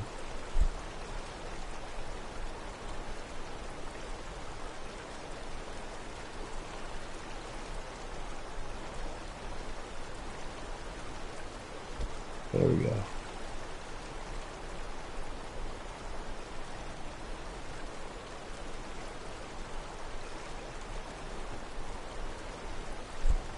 One more hour. Oh, it's gone. Okay. Come, I haven't got all day. I've seen a lot of people talking about the new ice mods that Kovac uploaded. Here's the thing with that. I did look into this. That one mod, the Epic Ice, looks really good. The ice textures. But here's the thing. Tomatoes textures are just as good. Tomatoes ice is excellent. I mean, look at this ice. Look at the cracking. Look at the depth. You can see that there's like almost looks like there's a layer of ice beneath it that is also cracked. Tomatoes ice is excellent. Top tier ice. I put this in S tier. I actually think I prefer this more than Vanaheimers ice, and it comes at a fraction of the cost. Now, if you're using a modular approach with your, let's say you're using Ritten's Landscapes, which I don't believe has snow or ice, and you're looking to get an ice mod and pack it on, first of all, unless you really like Ritten's Landscapes, it's worth noting that the low file size, I mean, compared to Tomatoes, you're going to save 25 megabytes of space. But if you're also going to end up adding in ice and snow and DLC anyway, you're not saving anything. You're going to end up more than what you would have with Tomatoes. So the new ice mods, you need the mesh in order to get the texture to work. Kovac says as much in his description. The combination of both the new ice mesh and the new ice texture is going to run you about 60 megabytes.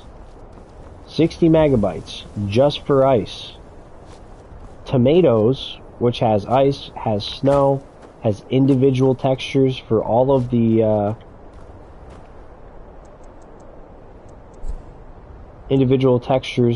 different biomes, mountains, rocks, everything, is basically 100, maybe 105. Jesus. The wolves, man. More wolves than anything in this game.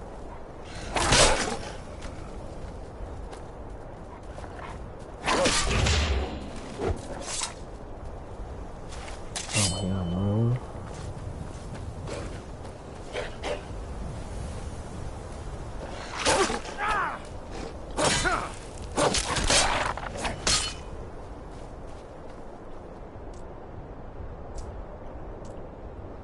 I'm just gonna...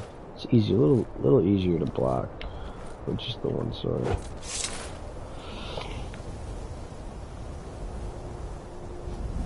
I want to try to get rid of this snow because this skyline, this little vista here is so nice.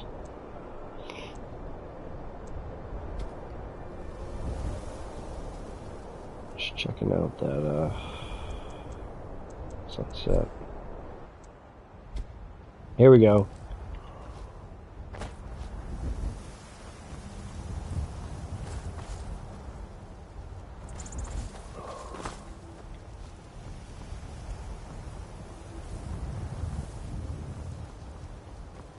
Yeah, you see, I'm pretty sure that was a Mythical Ages weather that just kicked in. It's hard to tell with Mythical Ages for AW3 specifically because the way Be Very of A did this combination is that Mythical Ages weathers play, but they use assets from Azurite Weathers 3.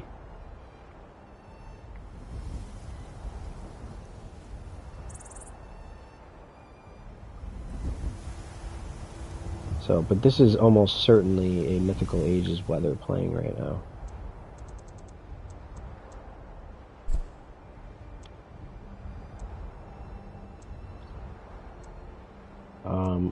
I know some people use the Mythical Ages Redux, and there's nothing wrong with that. Be Very Vague does specify that they do work together. But just note that you're going to get, you know, what I like about this approach is that there's consistency. There's all of the assets used are Azurite Weather's assets, which are arguably the best weather assets we have on console.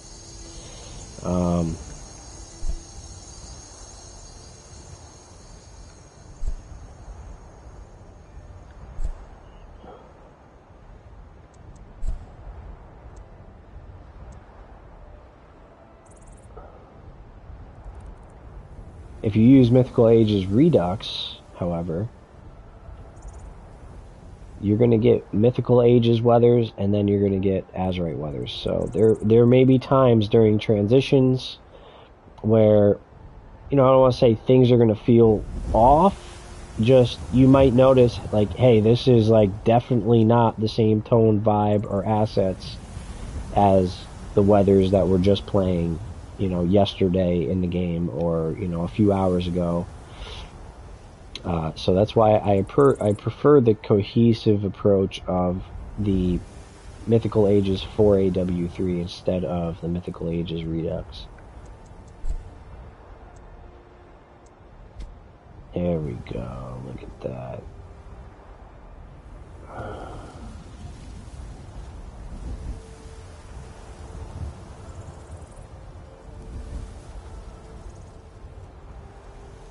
Beautiful screenshot. Let's check it out at night.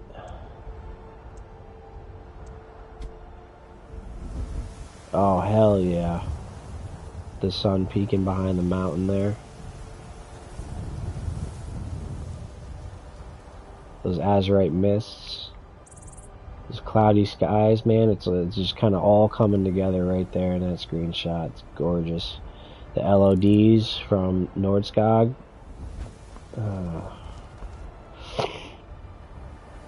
Gorgeous.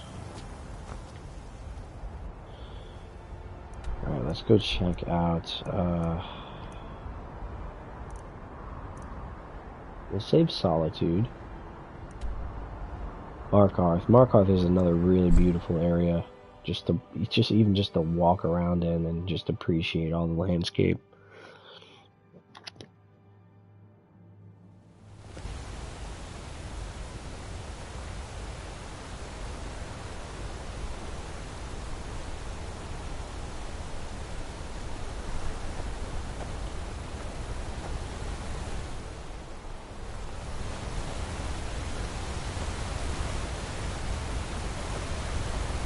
So you can tell just by looking at that skyline, it's a Mythical Ages weather about to play. So, of course, it's getting pretty dark. I think what I might do here is add a little bit of brightness. I'm sure that this is dusk. Alright, perfect. So let's add 0.1. Let's go 0.12. See what that does. And that's what's nice. I mean, if you think the dusk needs a different brightness value than the dawn, a lot of people like the brightness, saturation, and contrast changer because it's just easier. But once you understand how to use the dynamic display settings, it is so much better. It's so much more customizable. I think we're still just a hair dark here.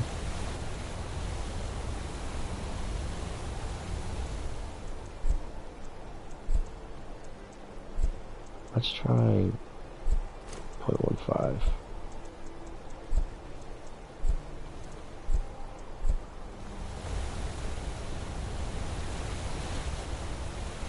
I think that's more appropriate. I mean, we are kind of tucked away back behind these mountains here as the sun goes down behind that mountain. So I think this level of lighting is appropriate.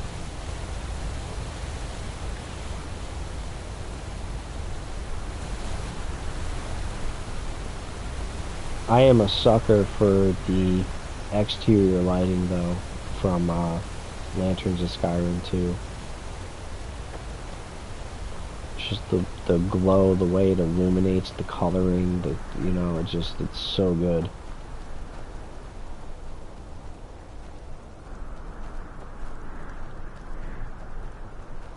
That is one thing I really appreciate about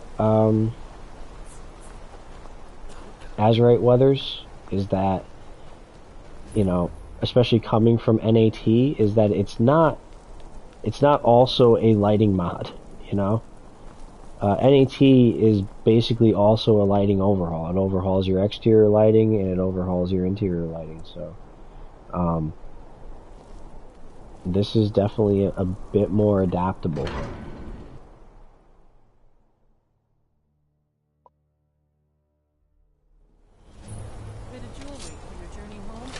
Can we get him? Someone there? Did I hit that already? Of course the guys were trying to kill me. Bruh. Alright, I don't know if there's a mod for that, but there needs to be a mod for that.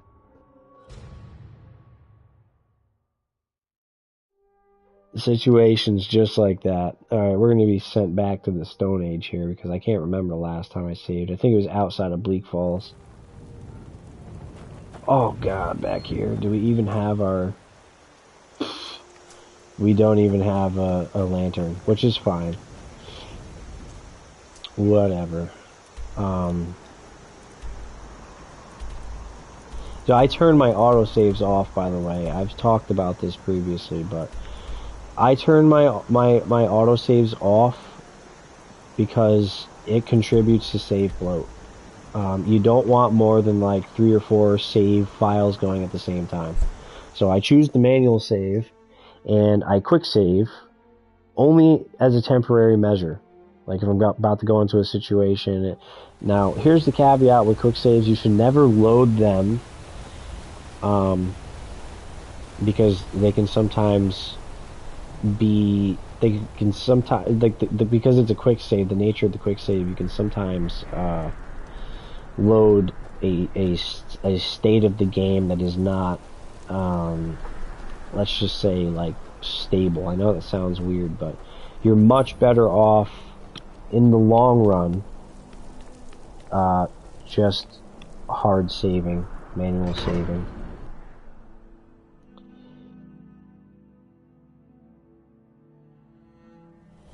Bit of jewelry for your journey home. Oh, this pendant would look... Never should have come here. No, This is highly overrated. Yes, it's all clear. Die for my By the device. Of course. I'm much more careful that time. Everyone stay back. We still got Tomatoes Markarth. I still think this is the most bang for your buck. I mean, look, even the textures from Tomatoes Markarth. I don't know that this is 512. I don't know what this is. This could be 1K, this could be 512. I'm not, genuinely not sure. But these are no better or worse, I would say, than Ritten's 512. And this looks stunning, man. And also, at 53 megabytes, you also get Markarth and the Dwemer runes, which is why I choose to use this instead of Clever Char's Dwemer runes.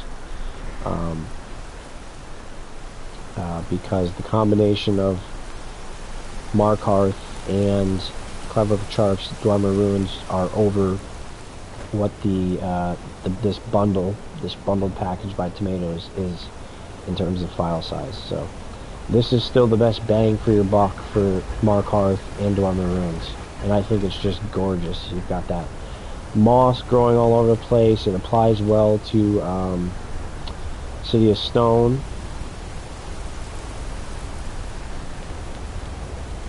It's just a gorgeous, gorgeous vibe.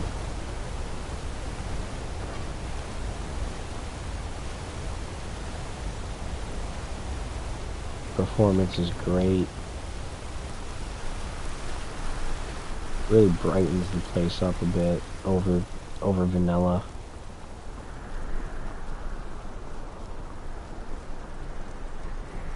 Just gorgeous. Alright, we're gonna go run around outside for a little bit. We're gonna go play outside.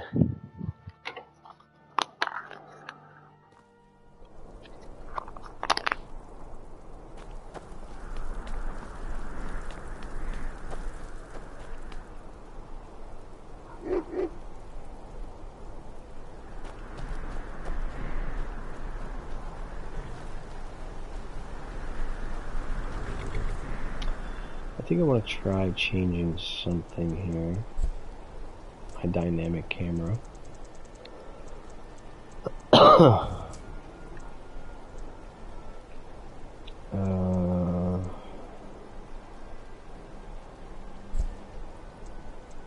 Zoom.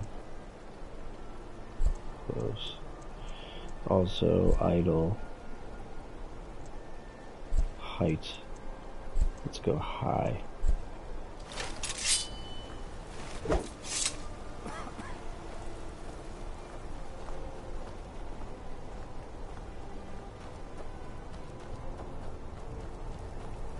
Yeah, not sure if I'm convinced with that. Definitely gives you more of a view of the landscape for sure. But I think it's a little bit more immersive to be. I mean, I don't know. I kind of like it. I don't like having my. I think it's really immersive when your character's like you're kind of just behind. The camera's kind of just behind his shoulder.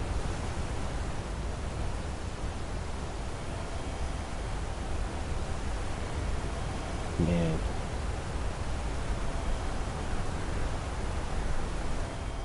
What a view.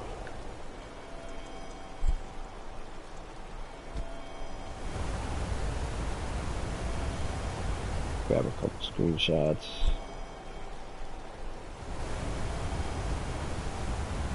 Just different times of the day. Of course, that guard's got to get in our way.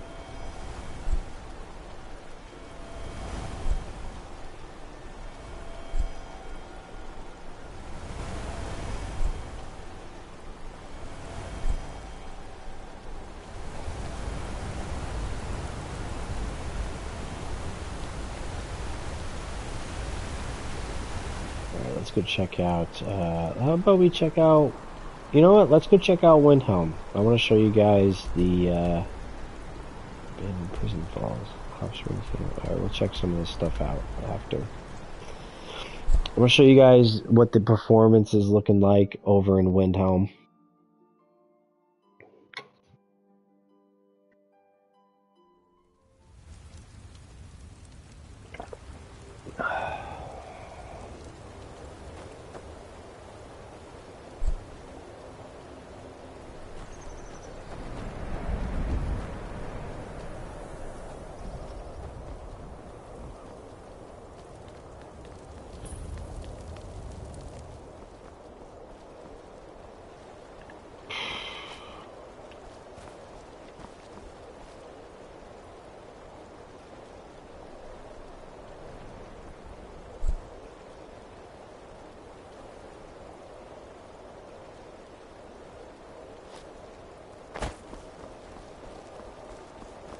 So on the outside, not too bad.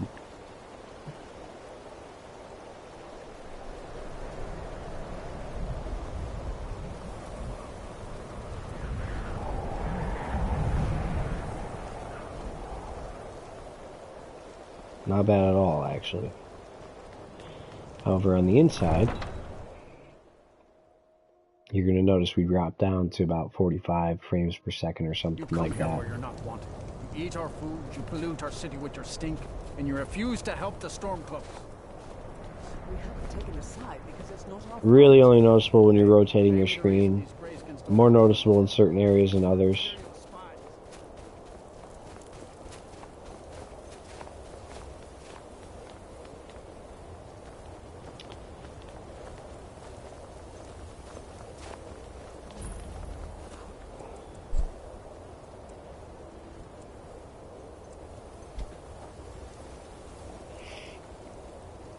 You can kind of see those textures a little bit better.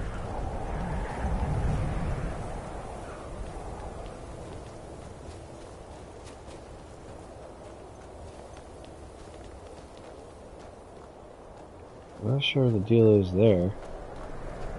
It's supposed to be up there. It's my first time seeing this. That's the lanterns of Skyrim 2. Because look at it flap around. Oh, I know exactly what that is. So this is because we have Lanterns of Skyrim 2, the patch for JK Skyrim 2. However, we're using Spaghetti's Windhelm. We don't have JK's Skyrim 2. So Lanterns of Skyrim 2 is adding this lantern here because that's where a lantern would be from JK Skyrim.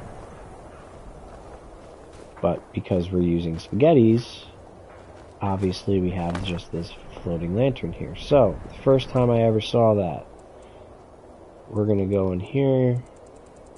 This should be a very easy disable.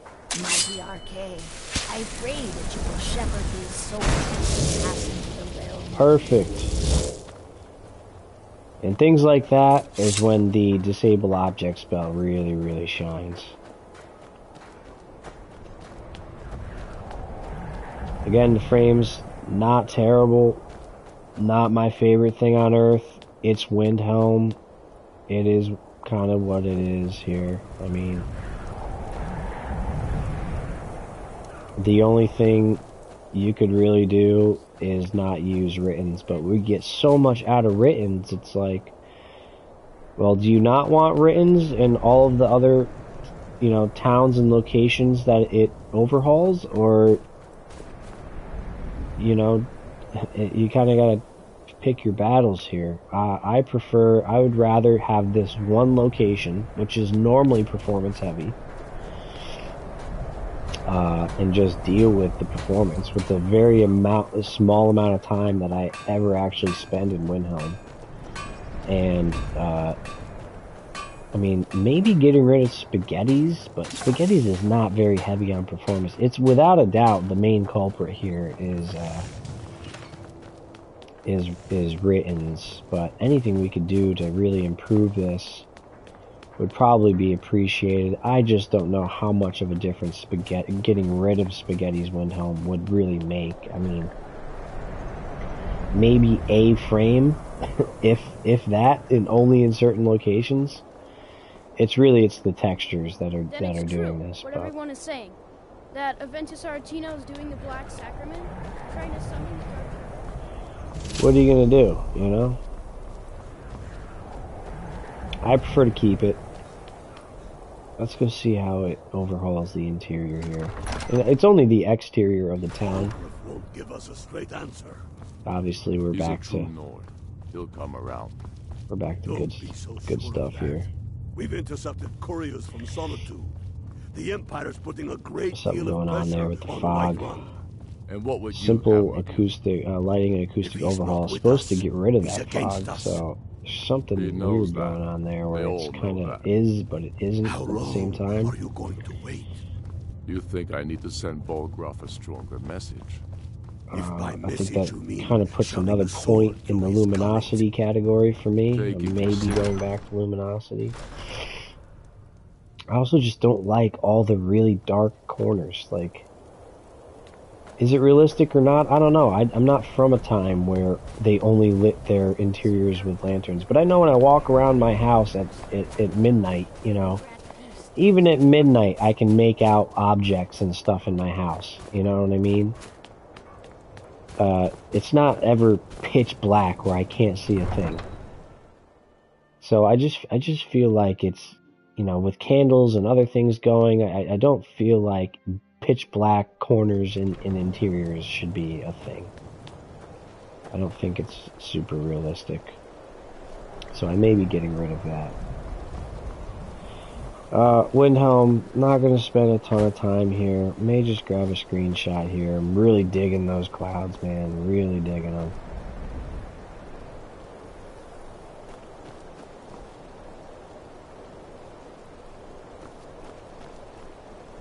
Trying to find a nice angle here. Really going to download some mods. Maybe some mods that help me float in the air or something. Kind of up my screenshot game.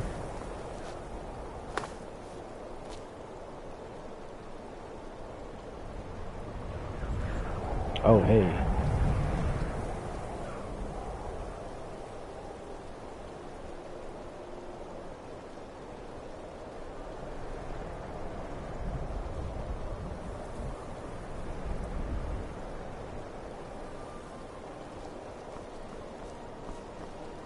I really like this, though. I wish I could get the, this bridge out of my screenshot, though. I don't think I'm going to be able to.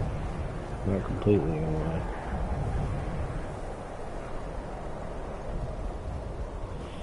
Grab another quick screenshot. Alright, well, that's Windhelm. Now we're gonna go check out Winterhold, I think.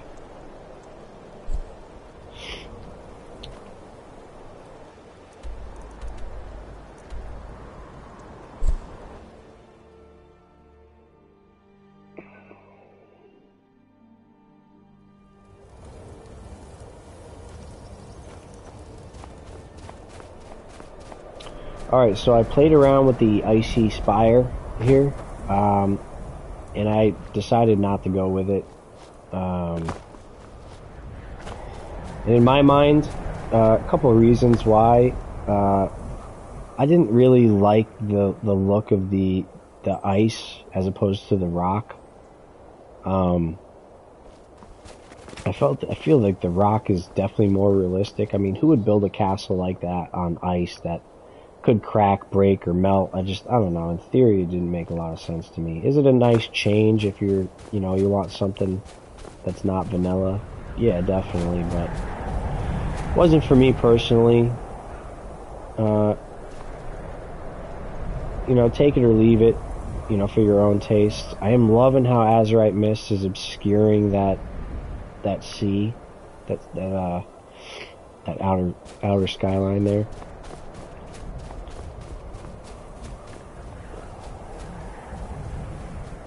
I'm going to do one thing here. I'm going to change the height back to normal.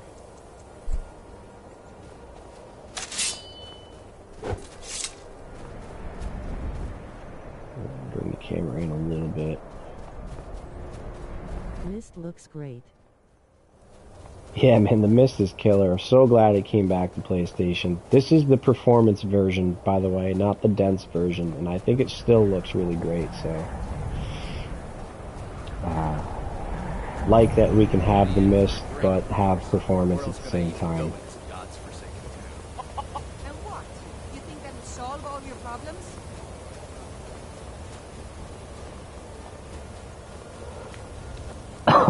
Excuse me, sorry. If you weren't here earlier, I apologize for the coughing. I'm just getting over the flu.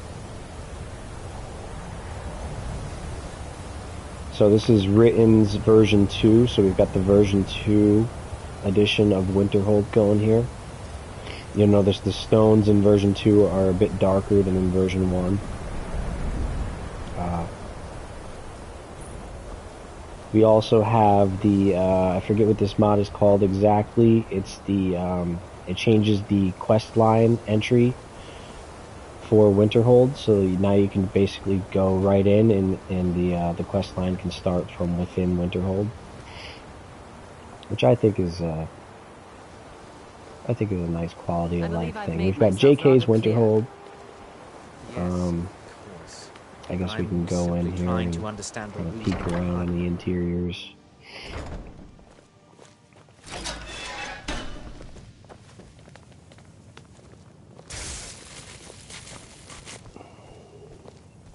Those are those written textures. The 512 textures hold up, man.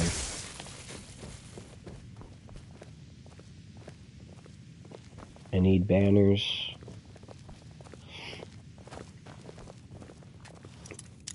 Oh, okay. We're not trying to do all that now. I believe I've made myself rather clear. You may be used to the Empire bowing to your every whim, but I'm afraid you'll find... Just hope they increase PS5 modding capacity. So much I need to add. Yeah, I agree. We're all kind of waiting on pins and needles to see if that's a real thing. I don't know. I'm not super convinced they're going to do it. I know a lot of people are hopeful. I mean, I'm still hopeful. I just, I would really love to see it too, man. I mean, even an extra gigabyte would make a huge difference. But it would be nice to be on par with what Xbox has. If we can do so much more, and then I think a lot of the people who create these mods for PC, like even Skyrim, would be more willing to allow their mods to come to PlayStation because they don't need to be butchered as much and compressed as much to be ported to this console. And you know, the authors of those mods can still have their intended vision kind of brought to fruition on this console. So I think you would see an increase in the quality of the mods that start to come out on PS5 while also being able to just fit more mods in our load order. And I think another added benefit to that is that we people on PS5 have gotten so good at curating our load orders around the 1 gigabyte space that we could do so much with 5 gigabytes. So much. Alright, let's head on out of Winterhold.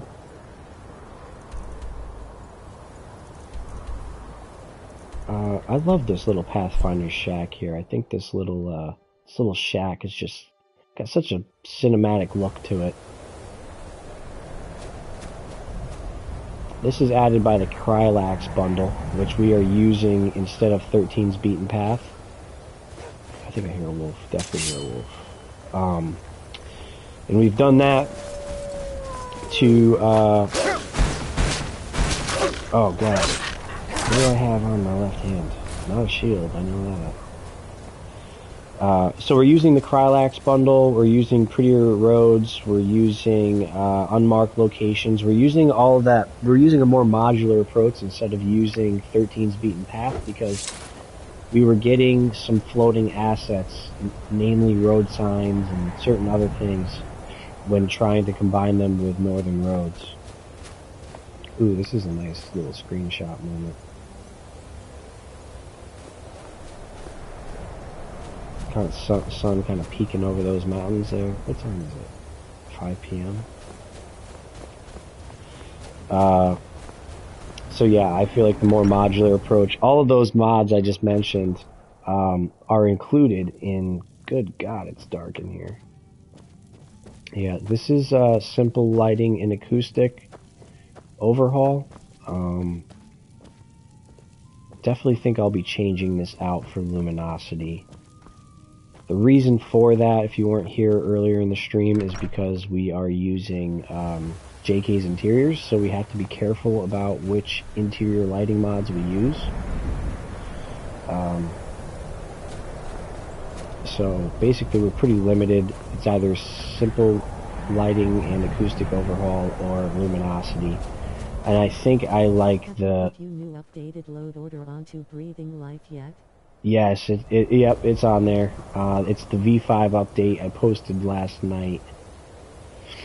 There's a couple changes in what I'm running right now, however. that were not in the V5. I'm running cloudy. I'm running cloudy skies. So I'm going to be adding that to the weather stack in version 5.1. And there's one other change. It's very, very not noticeable, especially right here. But I'm using trees in cities in addition to city trees AIO. So those are two things that are present in this live stream that are not present in version 5. So just bear that in mind. I think the cloudy skies is definitely gonna stay. I like the way it looks. Much more atmospheric. Let's check out, let's go check out Solitude. Where am I going? There it is.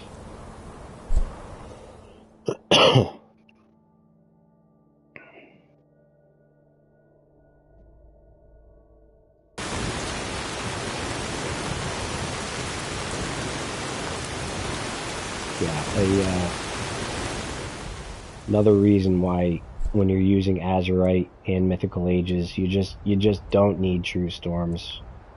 Mythical Ages has really torrential weathers.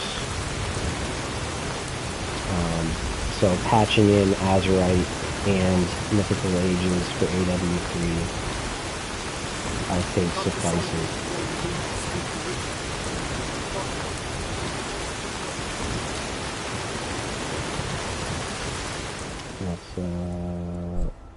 Let's get it a little brighter in here. Man, maybe go down the fast guys. That's good.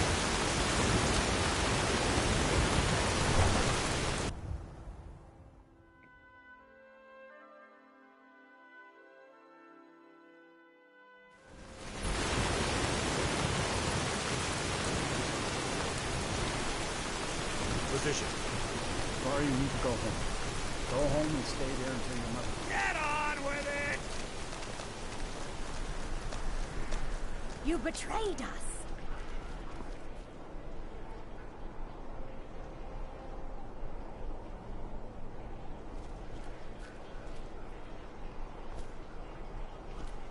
Get on with it! I'm gate guard, you were. Nice. I like that. Traitor! Little screenshot there. Get on with it! So we got the You helped Ulfric Stormcloak escape the city trees AIO and the trees and cities here. Definitely a lot of extra foliage. Yeah, definitely. Yeah, as I've been going through this live stream, I've had so many moments where I'm just like, oh, I gotta stop and grab a screenshot. That's one of the things I really appreciate about Azurite Weathers 3 is it's got just such a cinematic tone. But Written's is really beautiful here. I mean, the 512 textures, if you were ever in doubt, they hold up fairly well.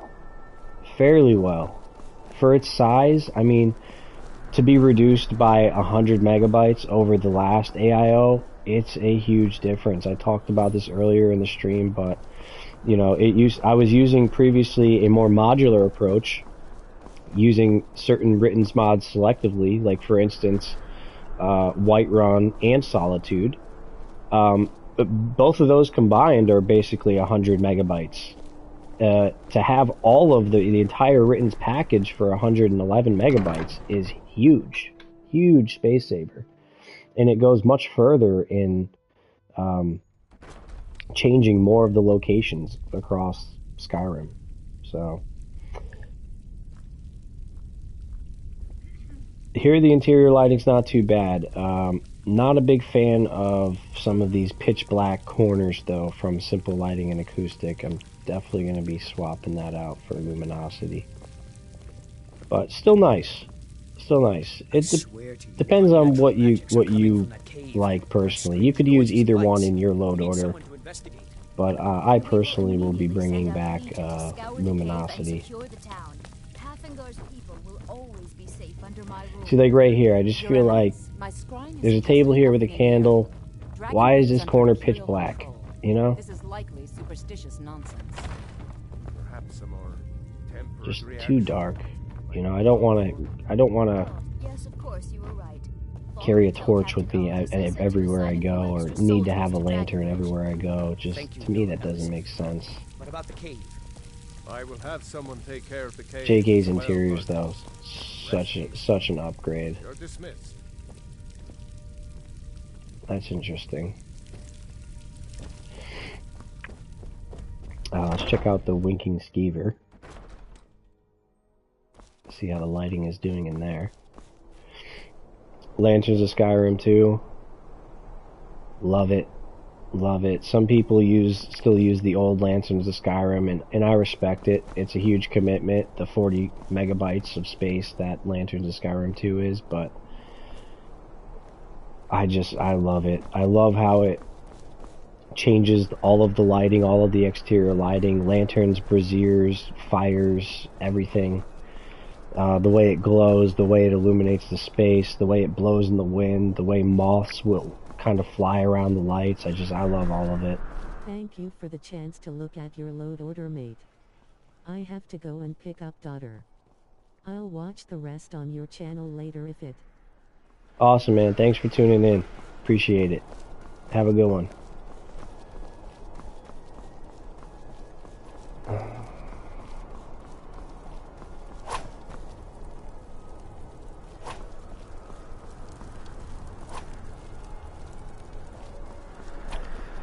I did see someone, another person who makes load orders like me have a question about this liquid on the ground here. He was kind of unsure about the look of it, the color of it, and I just want to go on the record and say that this is not water, this is oil. This is a spill from these barrels. This is like some kind of oil. So if you ever watched his videos, I'm not going to name any names, but that is meant to be there. That is meant to be that color.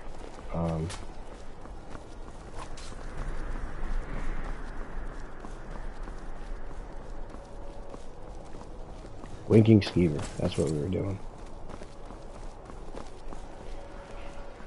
I'm not interested, Jari. It doesn't matter how many times you ask. So far, I'm liking the combination of Trees and Cities and City Trees AIO. I'm digging it.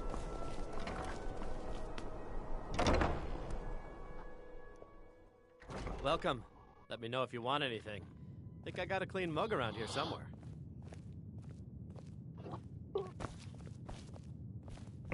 So again, some really, really dark corners and stuff. Definitely going to be changing out this interior lighting mod for luminosity. That'll be in the version 5 update, which may actually just come today. I want as many people as soon as possible to have an opportunity to add like cloudy skies in and have the better lighting. I know I'm going to get questions about the interior lighting being too dark. And really, there's two solutions. If you want to run this, you can boost the interiors. I think we already have with our dynamic display settings.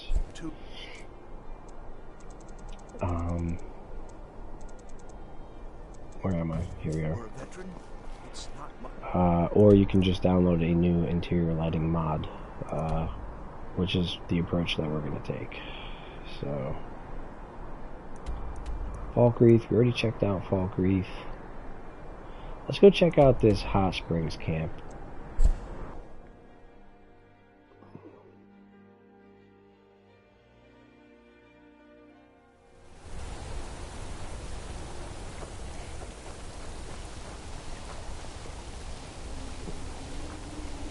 That's picture perfect right there.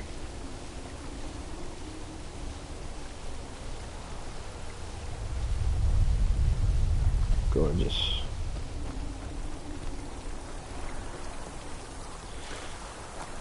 Again, the water reflections, this is a product of our I&I tweaks. see the trees, the mountains, the sky, all reflecting off this still water here.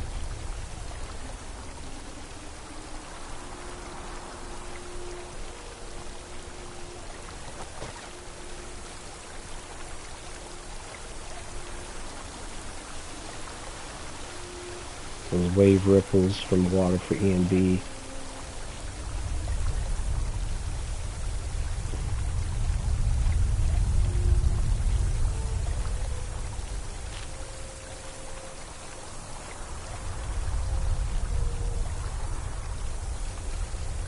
Somebody help! Somebody help. What's wrong with you? Someone do something. Help! What's going on?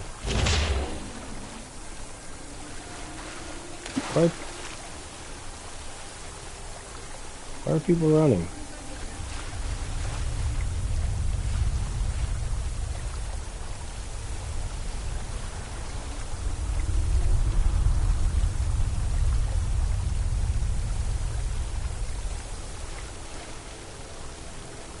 I'm so confused.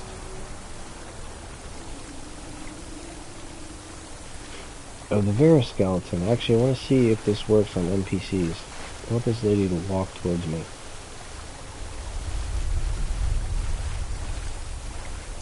She's just... Oh, yeah. I mean, she's kind of... What is going on here? Did somebody commit a murder or something? What is happening? Oh, there's a wolf.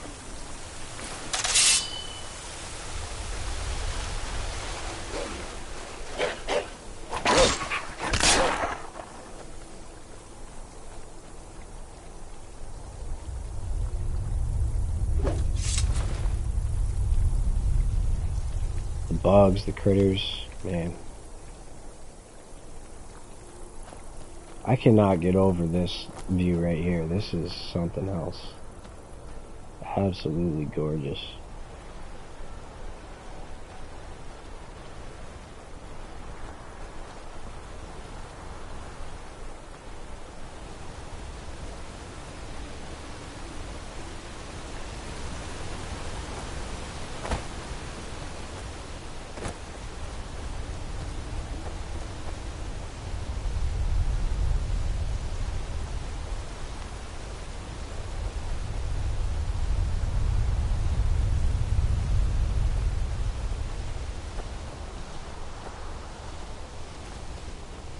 I'm not sure what that's all about.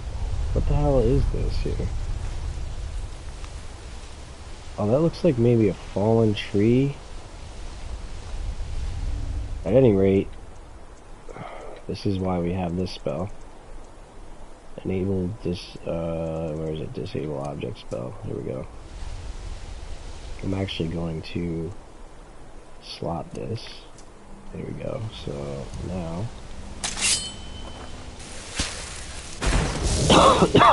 and there we go.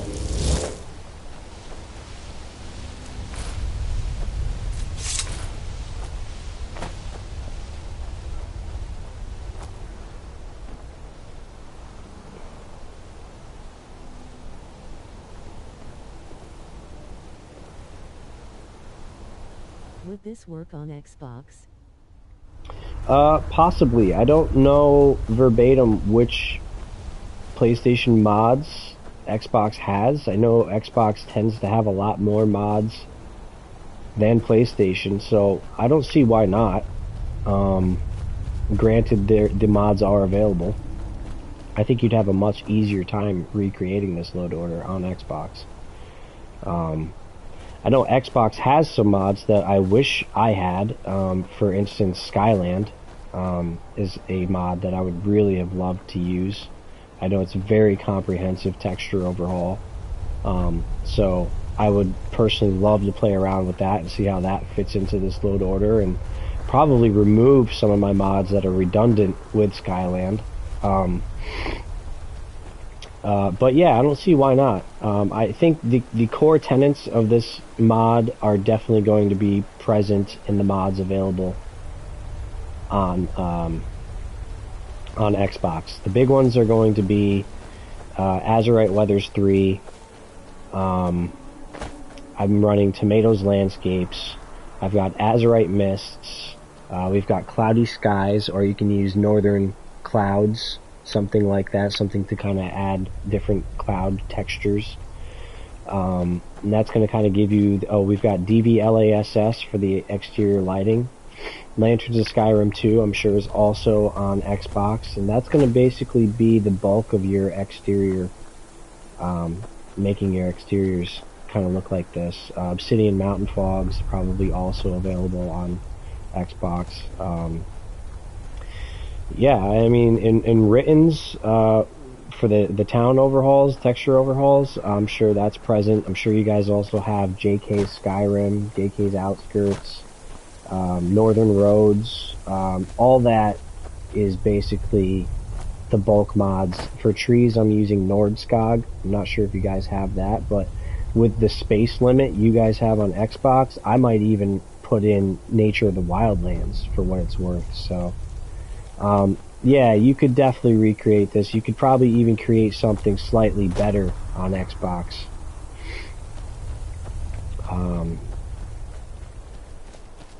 Yeah, I would kill for an opportunity to recreate this load order on Xbox. We kind of get we're kind of working with what we got here on PlayStation with our 1 gigabyte mod limit, but we've got a lot of talented porters who compress a lot of those larger mods so that they can be used on PlayStation. So definitely you would have a better overall outcome, I think, on Xbox.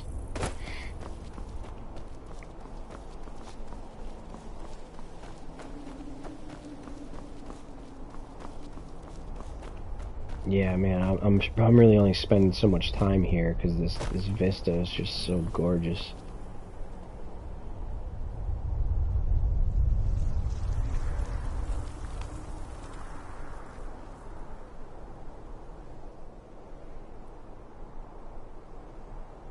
But yeah, let's go check out another location here.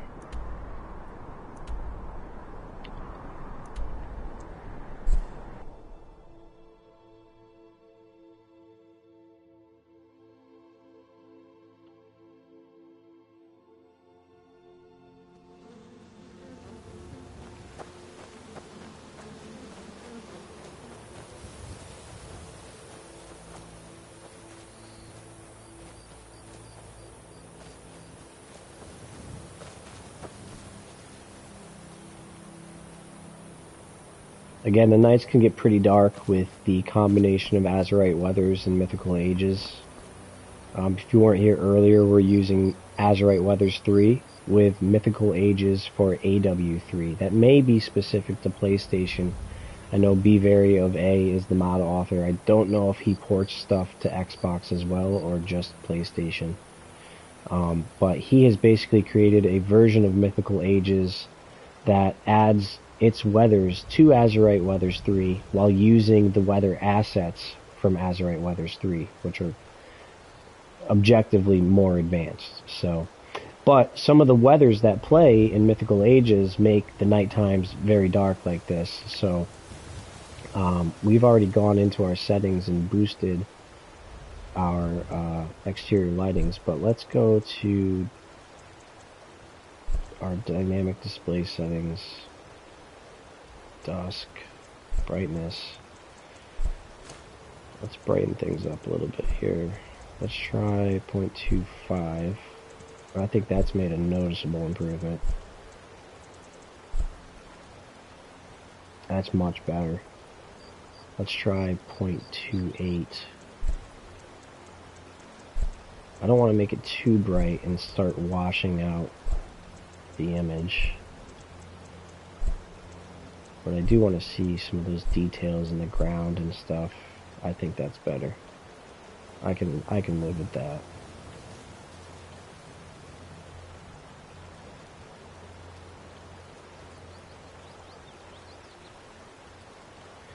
The night sky is always admirable in Azurite Weathers 3. Let's check out what it looks at in daytime.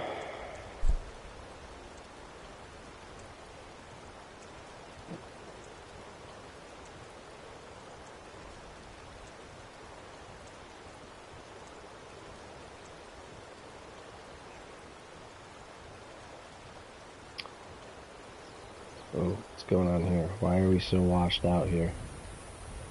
I don't know if our dynamic display settings have updated yet. What is this? What? Display. Okay, so this is dawn. That's the first time I'm seeing it washed out like this. I think there's something going on with our dynamic display settings. There it is. Okay. We were still getting our because we sped up time, we were still getting the brightness from our dusk. It's a really cloudy and foggy weather preset playing here. Let's see if we can clear up some of that fog as the day goes on. Well, looks like it's just going to be a cloudy, foggy day. That's okay.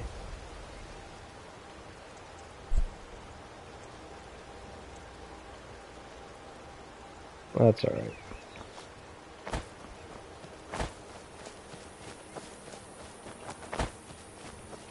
We've got the Skoglendi 512 holding up really good. I see no issue with it.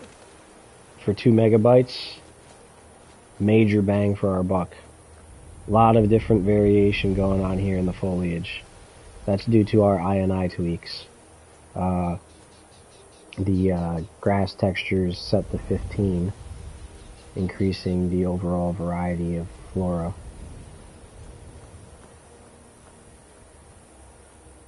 We've got butterflies land true and butterflies unchained, and both of those are patched in with our northern roads, so you'll start seeing them land on some of the foliage.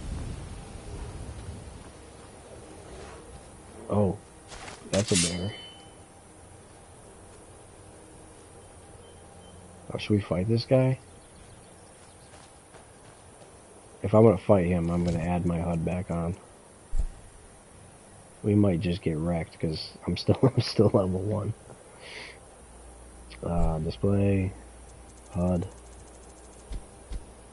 You know what? Let's do this real quick. Let's go into.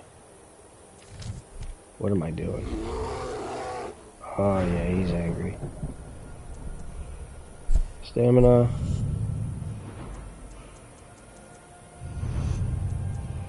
One-handed.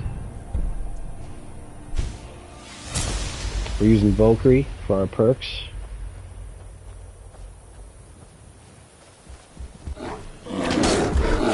Oh, he's gonna wreck our shit. I already know it. Oh, oh, run!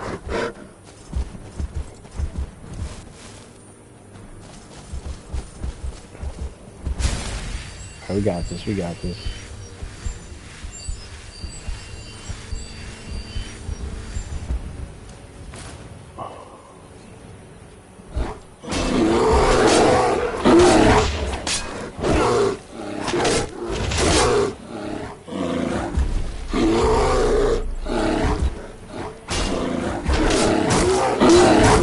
Oh my god, we might not got this.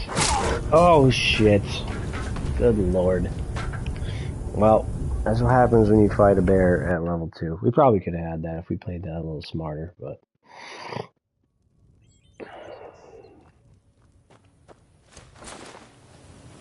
And if I maybe had a potion, a health potion.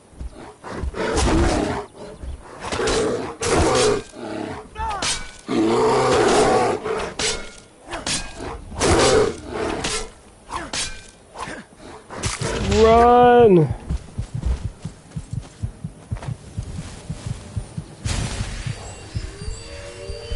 Oh, the last thing we need is wolves. I could just take out my... Oh god, he's coming in hot. Oh, fuck me. Oh, he's gonna get us. Alright, yeah, I think we'll just leave him be. Especially knowing there's wolves around. Oh, no wonder I wasn't doing as much damage. I saved before I upgraded my my damage there. I'm gonna increase one-handed. Alright, we're gonna try this one more time.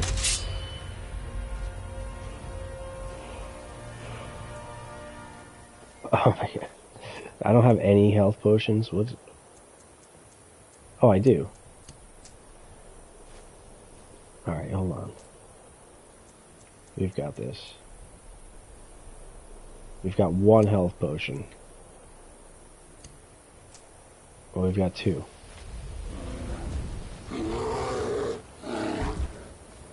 Come on, bear.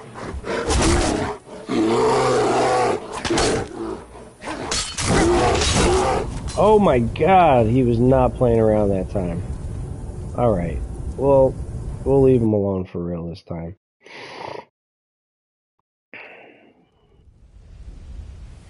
So we have the hardcore damage multiplier, so he does a 25% increase in damage, as well as I, but of course at level 1 he's just gonna wreck my shit. Good lord.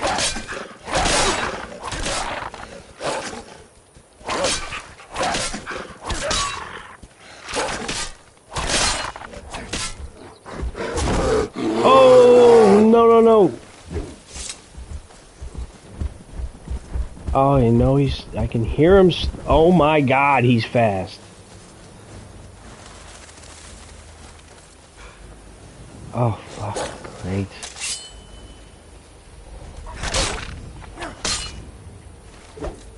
Is he gone? I still see him on the map. We're gonna bounce. That's what we're gonna do. What's down here?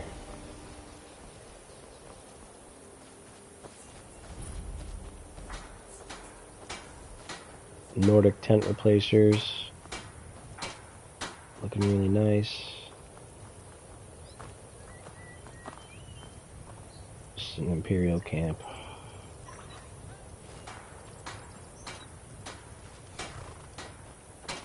Where are you? Oh, wounded.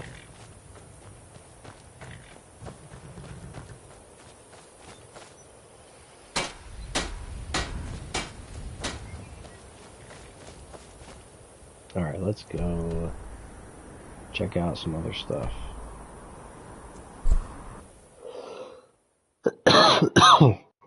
Excuse me.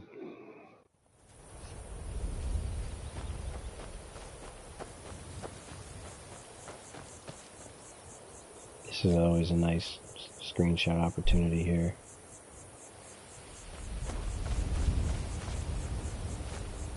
Not sure what's going on here. That guy doesn't look friendly.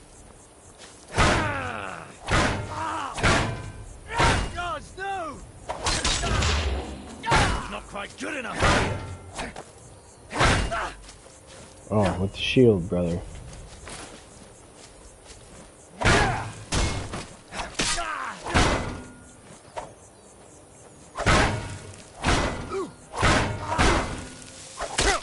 Oh, got me.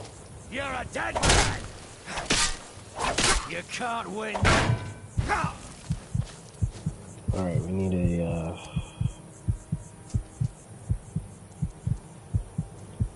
need a potion here.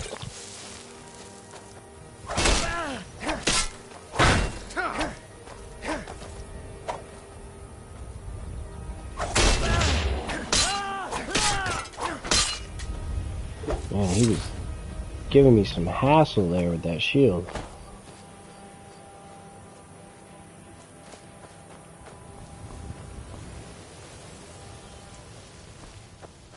Let's change the time of day. I know this location is a prime screenshot location. Oh man, look at that. Gorgeous.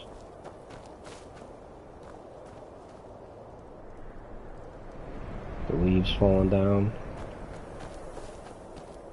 I'm really looking for some daytime action here, though.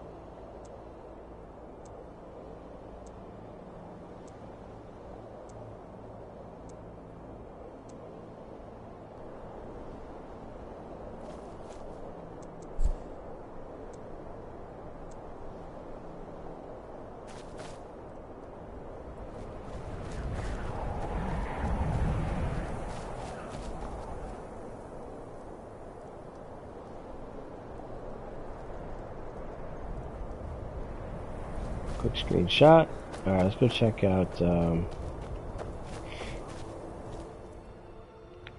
Fort Dawnguard.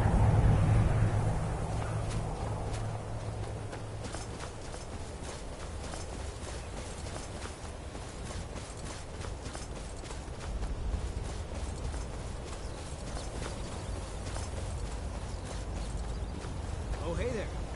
You here to join the Dawn Guard too? Truth is, I'm a little nervous.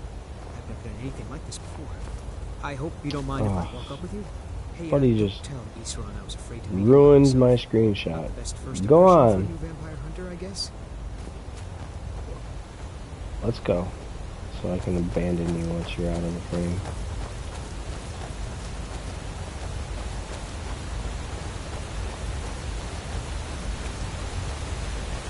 Man, I'm loving the flora around here.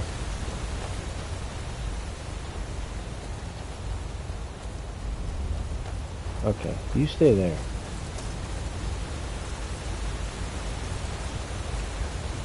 I have screenshot business to attend to. So, forgot to do this earlier, but it's okay.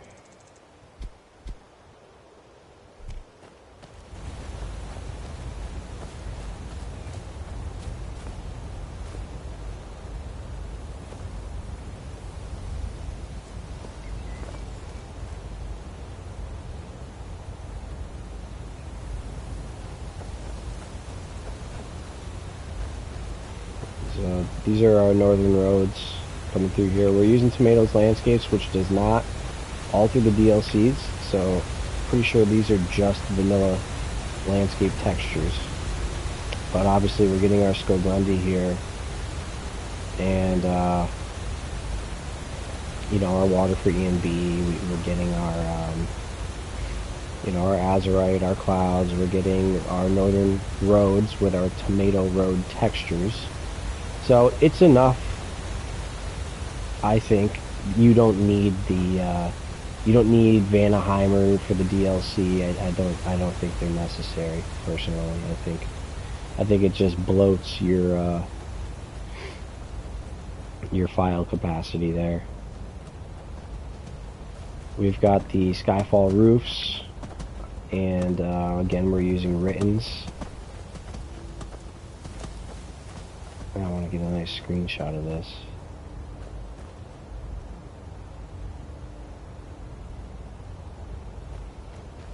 Nice little particle effects going on here.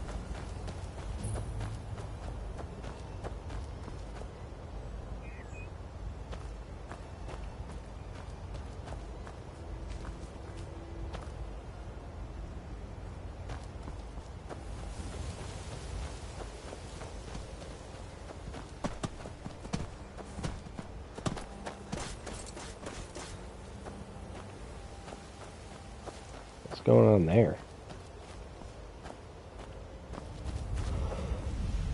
I'll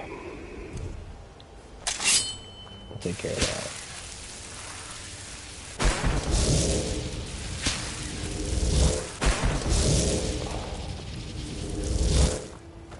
Back to business.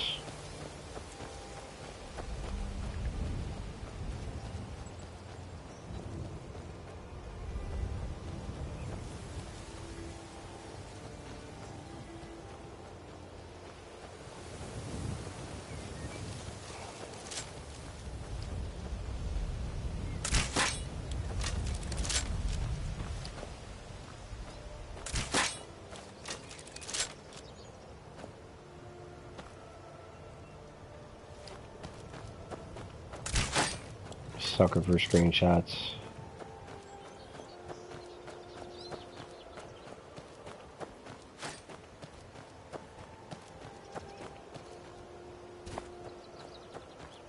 These are just vanilla rocks, huh?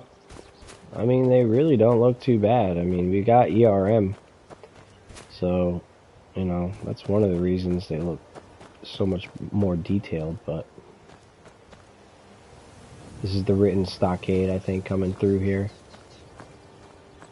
It may actually also be being overwritten. We're also using Tomatoes wood. And the reason for the combination is that Tomatoes wood is more comprehensive. We couldn't just use one or the other because we're using Writtens all in one. So, Tomatoes Wood also changes like the wood inside of caves and mines and stuff like that.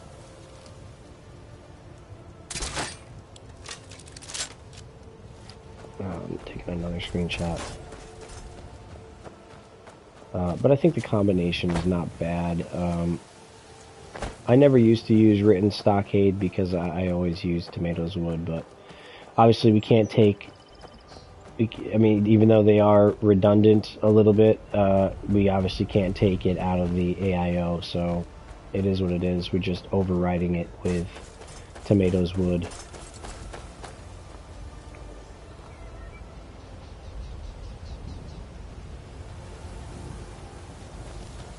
God, everything just looks so gorgeous. Really, really happy with how the load order is shaping up.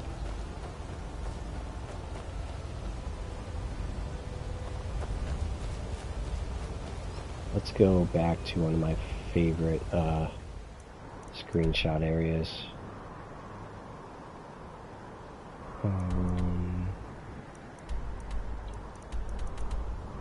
It's not there.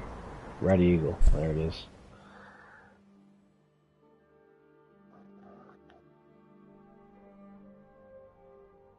Then we're going to go back to Whiterun because I feel like we didn't spend enough time in Whiterun to really appreciate all of the changes that we've got going on in Whiterun.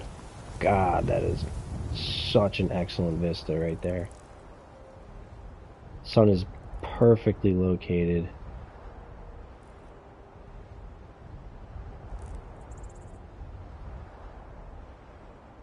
Yeah, I love this little overlook here.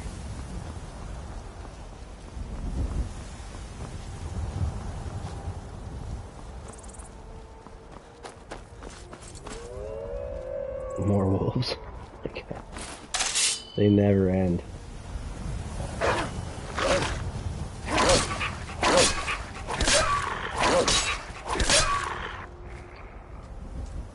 I'm starting to doubt whether or not I changed this.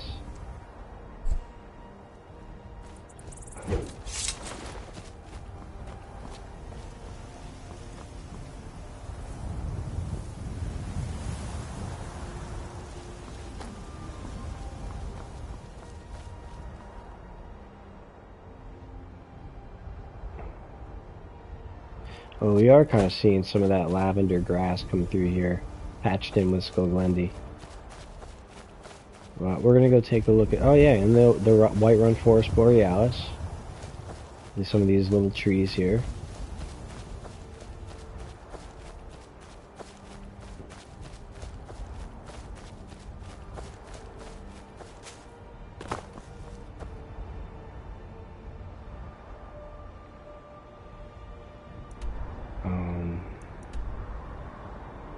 Before we go back to Whiterun, I want to look at some other locations we haven't gone to yet. Dragon's Look is always a place I run into some issues, either with foliage or I get a clipping bridge. I haven't found the solution to the clipping bridges. I think it's a product of JK's with something else going on, but why is that so intense? Oh, I think our dusk brightness. I know exactly what's going on.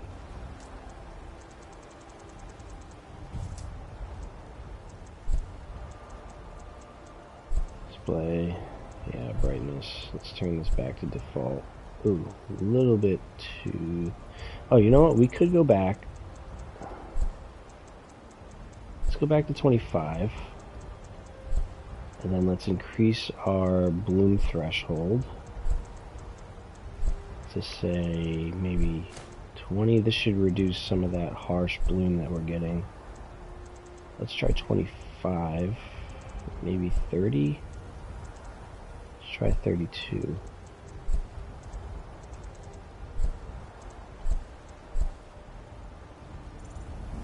Still a bit harsh.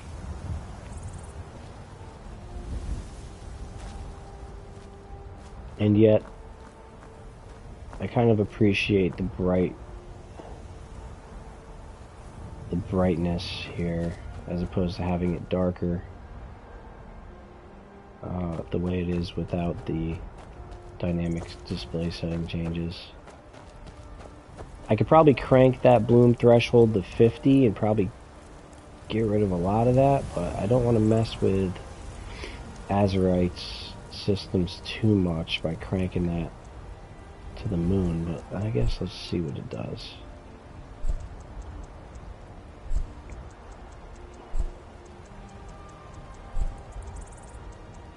Definitely helping. That's way less intense.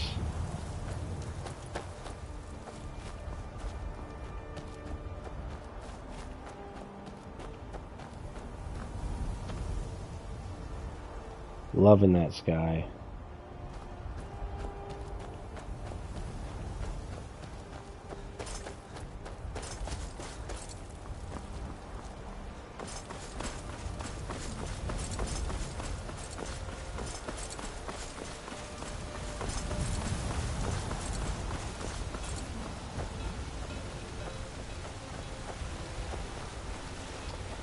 So, with previous foliage mods, like Origins of Forest, one of the main reasons I don't use it, though I do like it the majority of the time, is that Origins of Forest literally makes this whole place a forest. It's unbearable. You can't walk anywhere without walking through those weeds that it adds.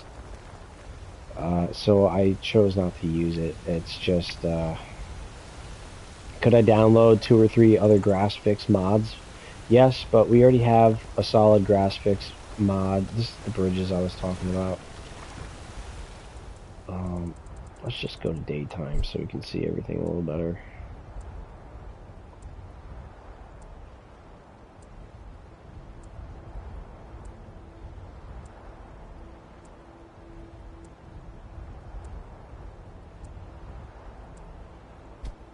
Perfect. So, I think this is just a product of, for whatever reason, JK's Skyrim does not want to completely overwrite that bridge. It kind of just combines it. This is the only area like this that I have found, so I've decided I'm going to live with it. But I'm a stickler for things like this, so that's why I point it out personally. But for the amount of time that I actually spend in Dragon's Reach, I'm not gonna go and get rid of JK's Skyrim, because it gives us so much more value in so many other areas of Skyrim that it's not worth getting rid of for that one issue. I have tried disabling that bridge with the disable object spell. It doesn't want to do it. So it kind of just is what it is.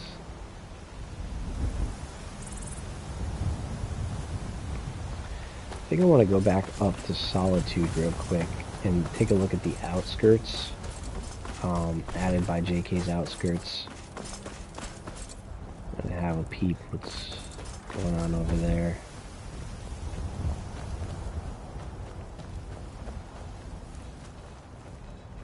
So you'll notice all these smoke and mist and particles and all of those things, you know, all nice little details, but in a previous version I was run, I think back in my V3, before I started releasing some of these updates that are specific, not necessarily specific, but tailored more towards the PlayStation Pro.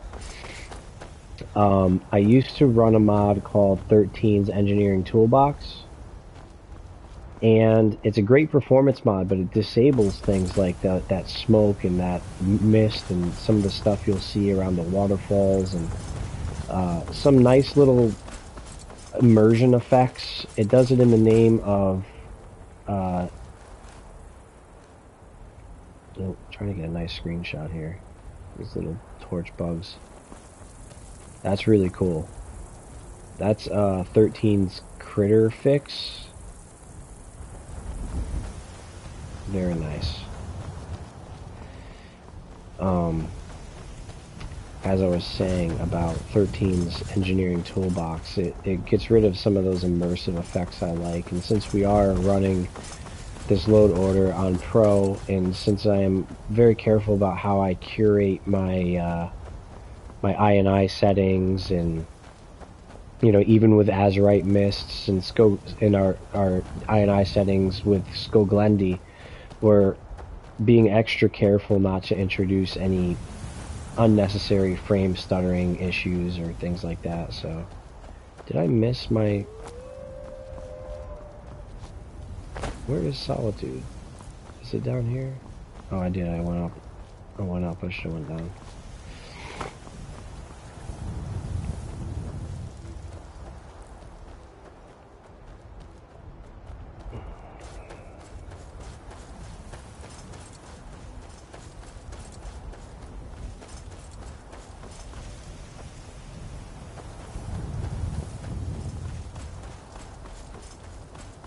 Yep, there's the sign right there.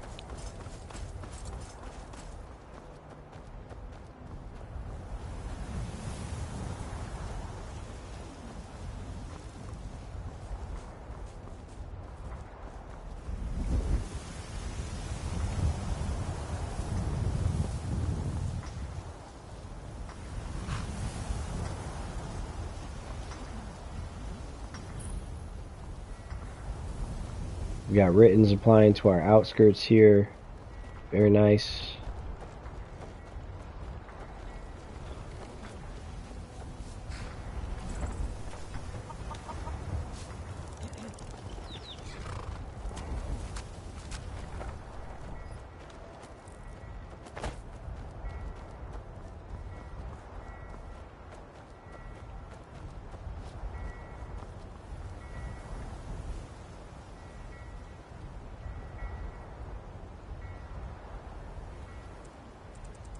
See if we can get a nice sunset going here. Oh, now it's gonna rain.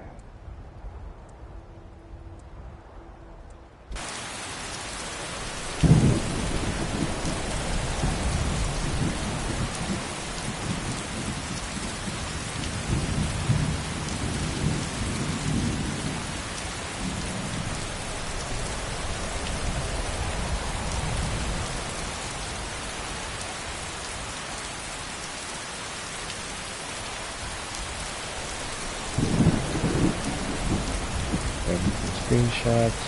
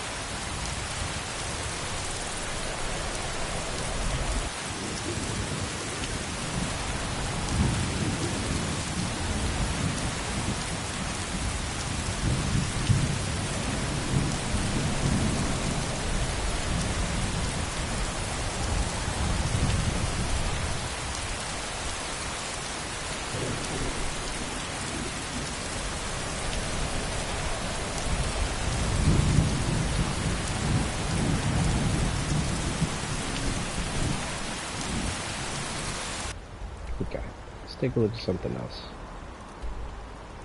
Orthol, let's go to Dawnstar.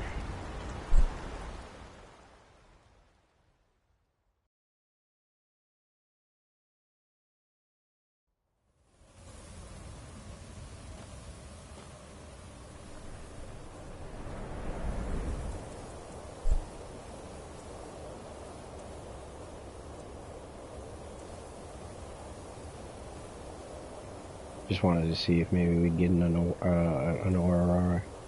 Aurora.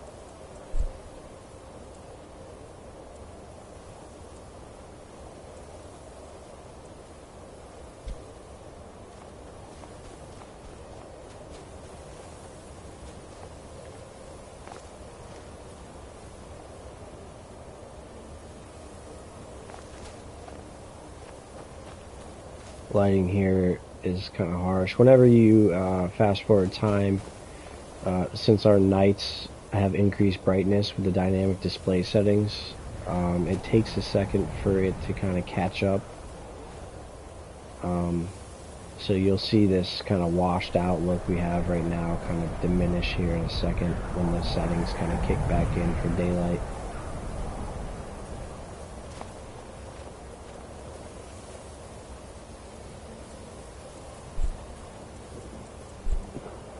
Yeah, so they don't have any added settings. They should kind of normalize here in a second. There they go. Perfect. Let me do that again. Another screenshot of this.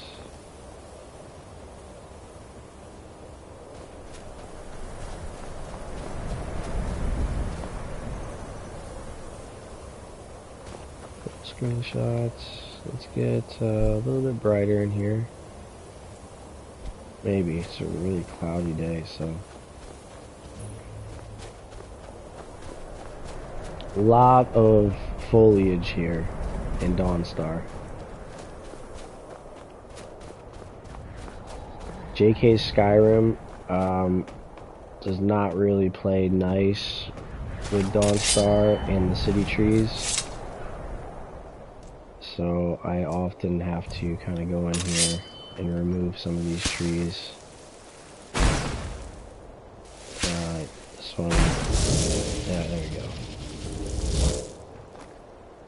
I think that one there is fine.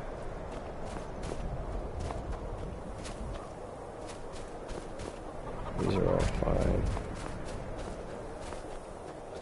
Mainly just concerned about anything that's in a walkway or someplace it shouldn't be. There's definitely some stuff going on here. Who do you think we're threatening with our old war? I don't know if we'll be able to get rid of this tree without no matter getting how rid of much that box.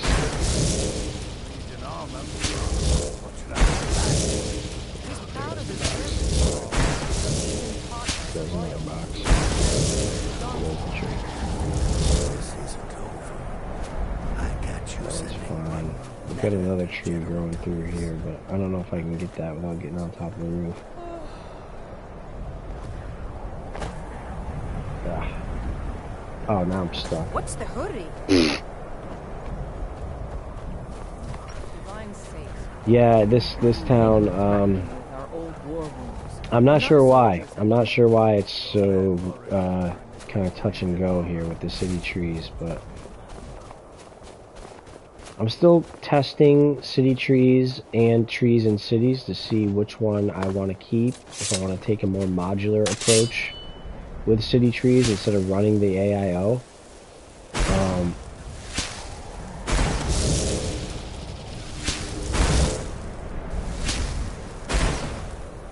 Come on, baby. Oh god, I got rid of the whole wall. That's not good.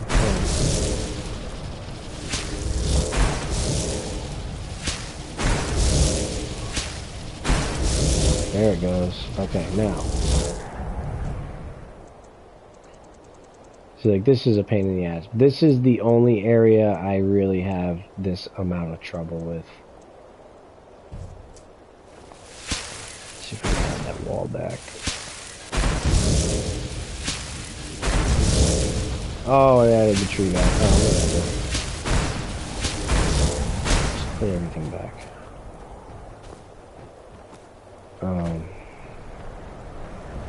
Sometimes when the objects are grouped up like that, you kind of get that effect with this spell.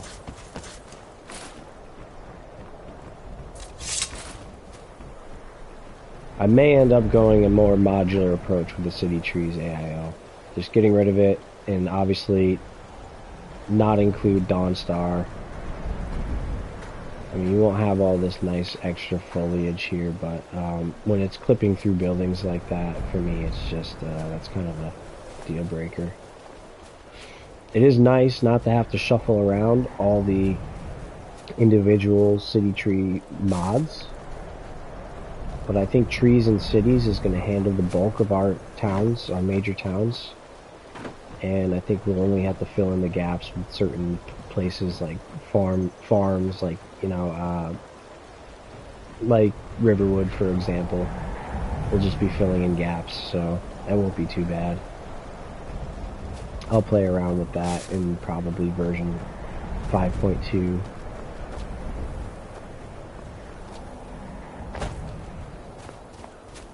But anyway, let's head to another location here.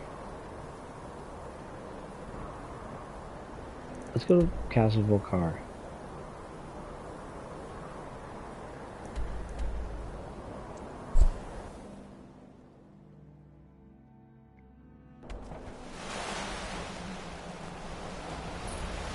Oh man, that looks sick.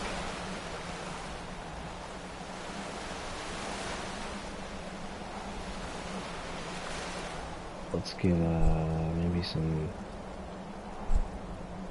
It's too cloudy for a sunrise or sunset, but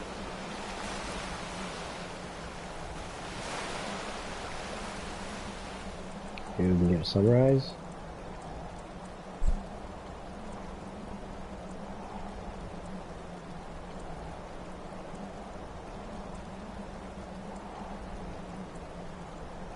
With our INI tweaks, the nights are not this dark. It hasn't updated. Still really cloudy, huh? Let's try another 24 hours here. Oh, I like that. Well, we can deal with that. This azurite mist just popped in. Let's try this rock here.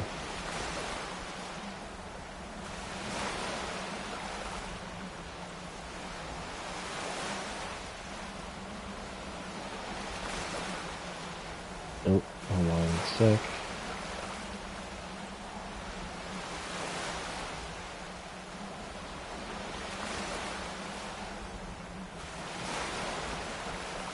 What is going on there?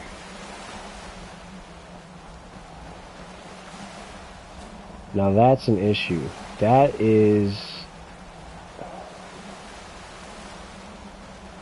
Man, I've never had that before. That's got to be going on with the medieval castles. Something going on with medieval castles. Touching these assets. While also being... There's also obviously some overlap with Writtens. There's something going on there. I may need to try disabling the medieval castles, unfortunately. Because that is something I'm not willing to live with. Wait, I don't even know that that's a place you can normally enter? Does it have collision? It doesn't even have collision.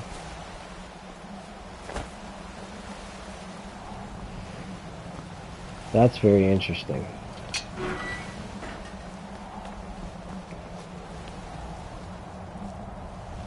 Yeah, see, normally you just have these two spires here.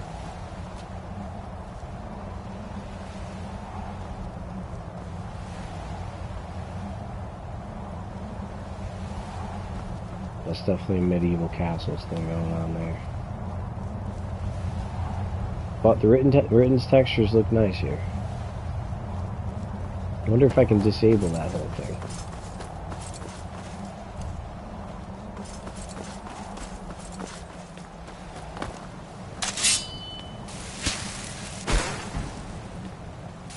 Might be too far away.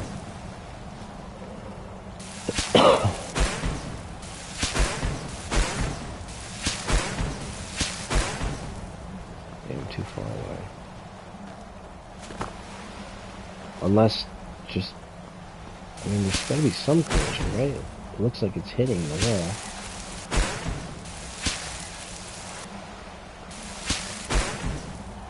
Okay, can't be done.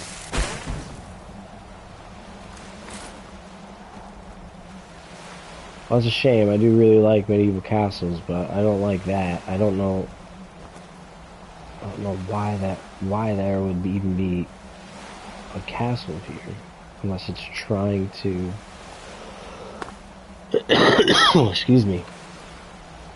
Let's think about this. it clearly has Ritten's textures. The Ritten's is just a texture overhaul. It shouldn't be changing Castle Volcar in any major way. So my other guess is maybe Medieval Castles wants to make these spires into those, but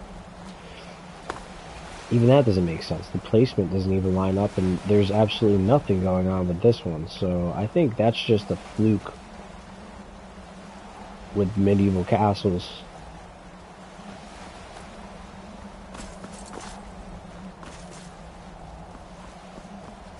We've got a floating tree here. Maybe there's something going on with the terrain changed by Ritten's. I mean, I can't imagine Ritten's. Because all these trees are fine.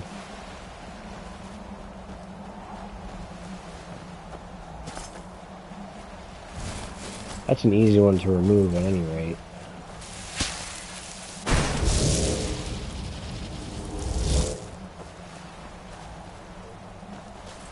Alright, I'll have to figure out what I want to do with this. It really is a shame to get rid of Medieval Castles, but to my knowledge, it's the only location like that. And what is going on here? We just got a missing boat, or what?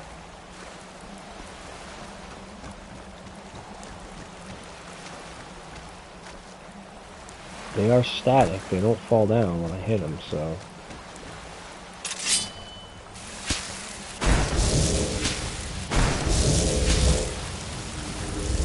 And they're like grouped together.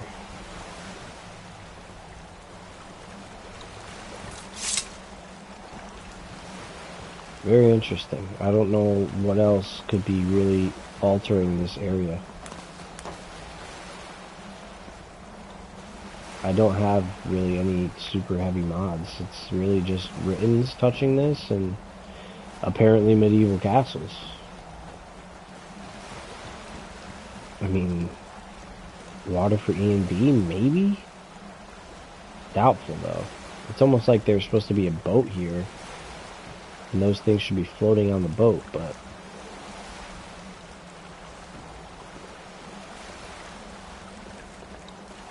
not sure. Not sure.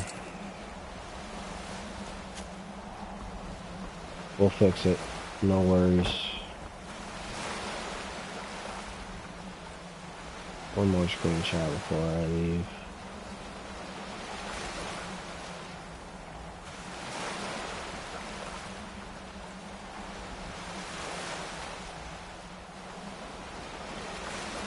Well, I had too much screenshots. Okay. Well, that's why we test. So far, I think that's the most major thing I've seen, other than the trees clipping in Dawnstar. Apart from that, I mean, everything is still very stable. We're just having clipping issues.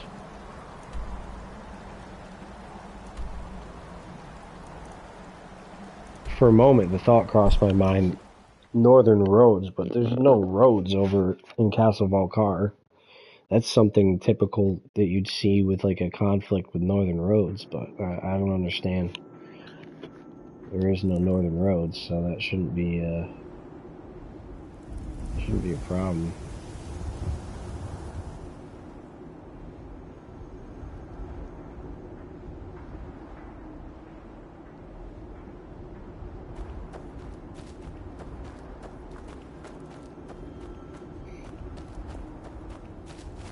Love the lavender field in the tundra of Skoglendi. I also like the grass in the tundra, how even though it's green, it looks like it's like been blown over by the wind.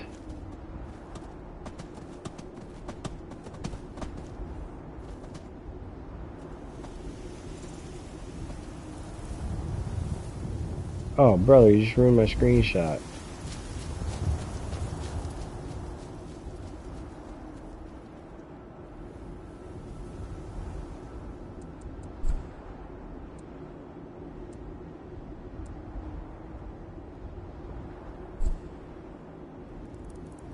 Oh yeah, check that out.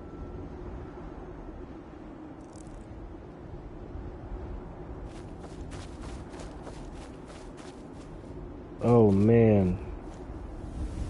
Is that dusk brightness kicking in? I think it is. Alright, so I think in general, we'll get rid of that dusk brightness. Depends on the weather that's playing. This is obviously an Azurite weather. I mean, although, I don't know, look at that. It could be also still just Mythical Ages. No, this is definitely Azurite. The Mythical Ages dusks can get a little dark, as are the nights. Which is why we initially increased the brightness on our dynamic display settings, but when the Azurite weathers play, they're not as dark, so we might just have to find a happy medium here. I think maybe we can get away with 0.05. That's not bad. Let's try 8. Nope. 6 is perfect, actually. I like that.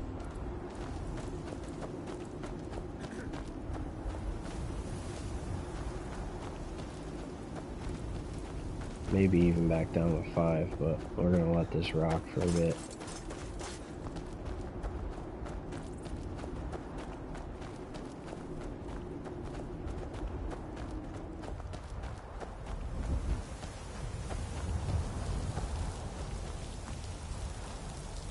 Oh, that's cool.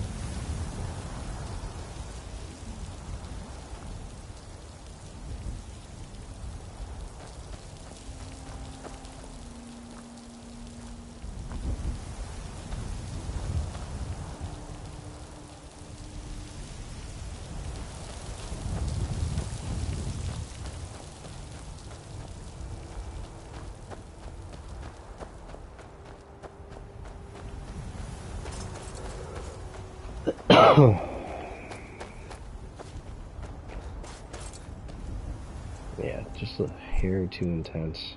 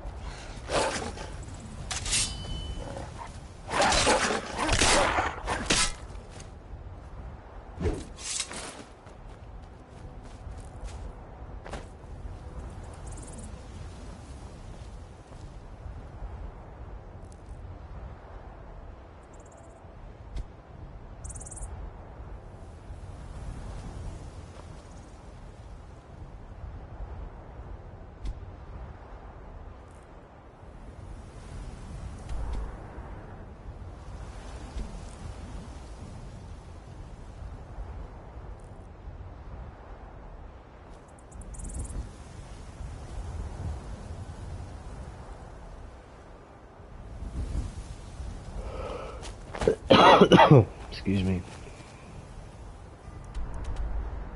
Alright, we're gonna go back to Riften.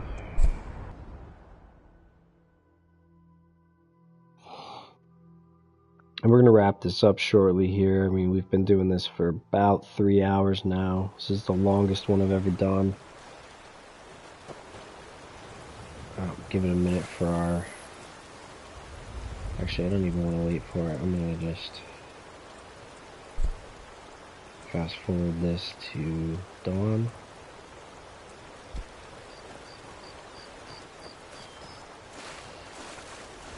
What I really love about this area is how the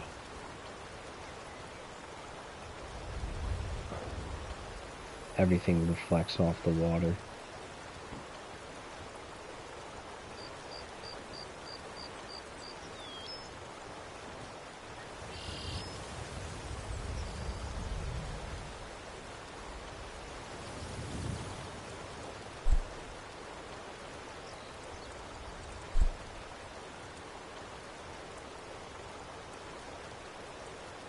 was kind of hoping for... There we go. I was just going to say clear skies.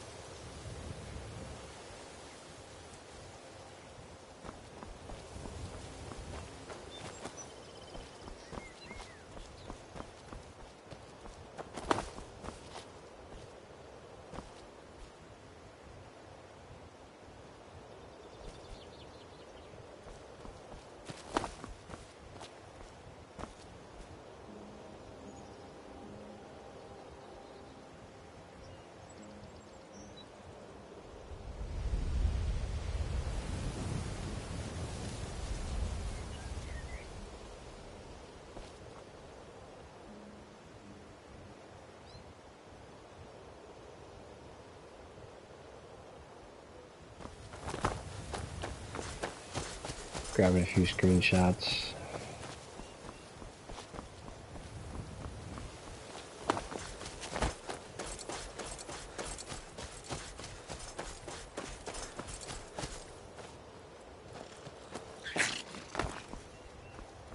What's going on there?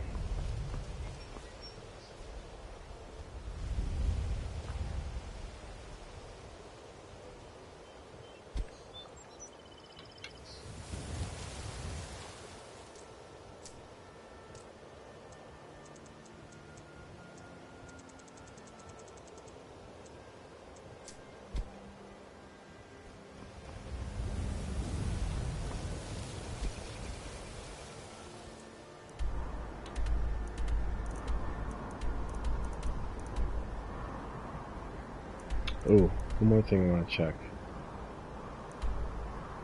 I Rothgar. Oh, I know what's going on here. We got an enemy near us, so we can't fast travel, and we can't wait.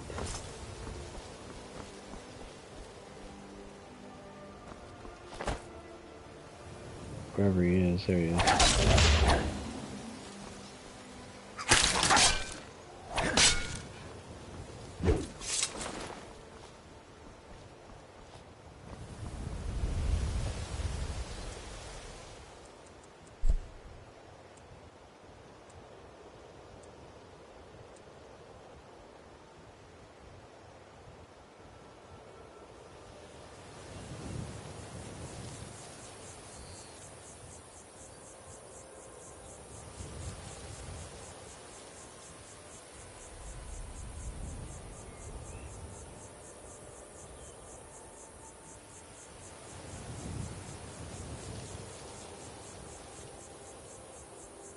More screenshots.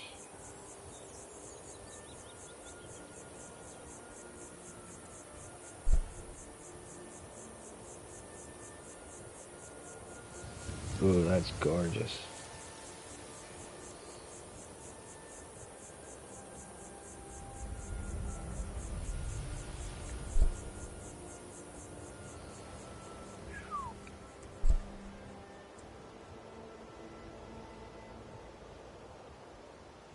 A little dark though. Let's wait for our display settings to kick in here. One of the caveats with DDS and waiting. It takes a minute for the settings to catch up and kick in.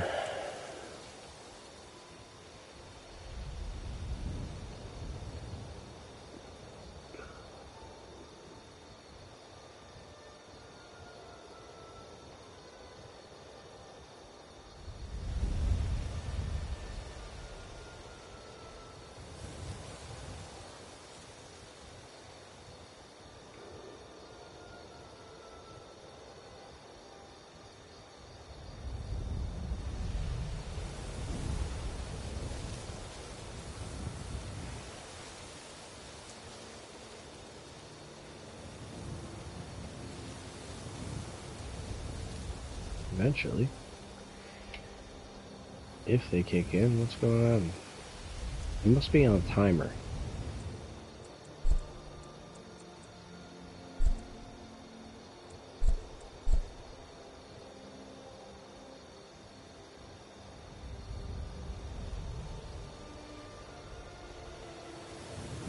Let's try this.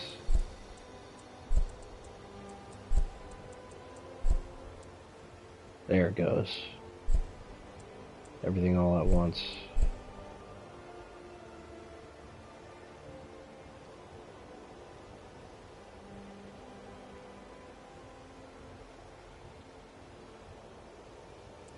Still pretty dark. Let's hit it with a couple more. Oh, that's too much. The wrong one. There we go. A little goes a long way with these DDS settings. I might even kick that up to 32, but we're going to leave it for now because we won't know how it looks with all the other weathers and nights. Alright, high Roth car.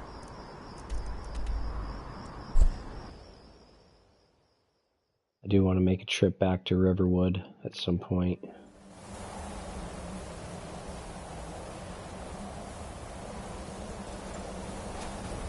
Oh man, that looks gnarly.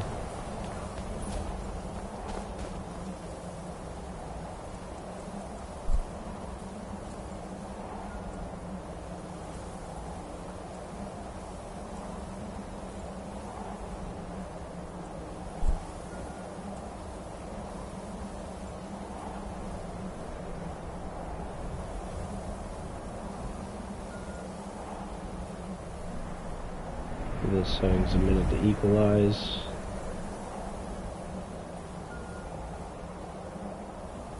You won't have this trouble with this washout when playing naturally. You might run into it if you wait here and there when using the dynamic display settings, but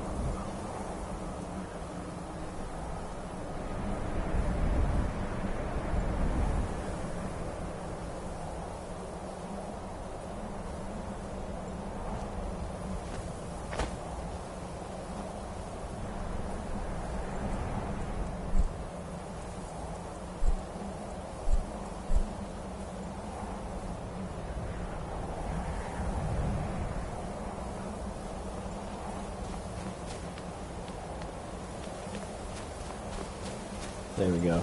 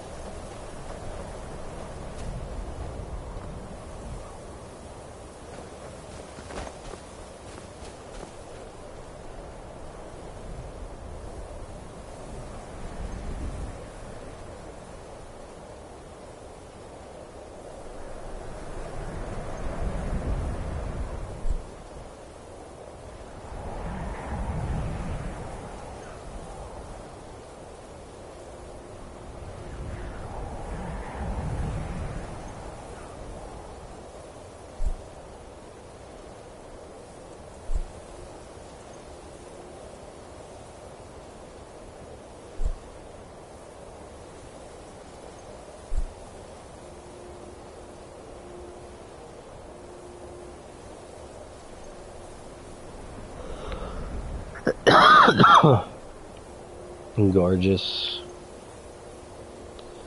Alright, let's head down to Riverwood.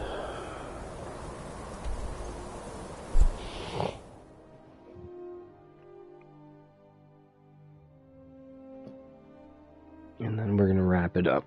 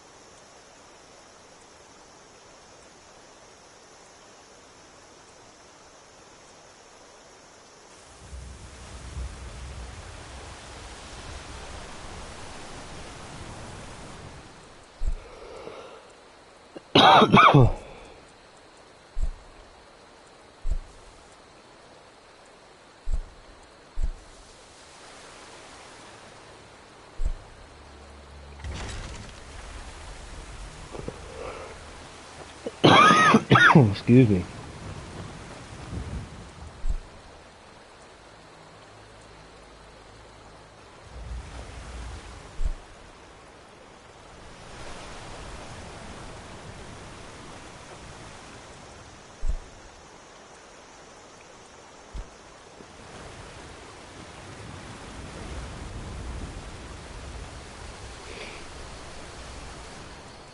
I think I want to try to get some clear skies in here.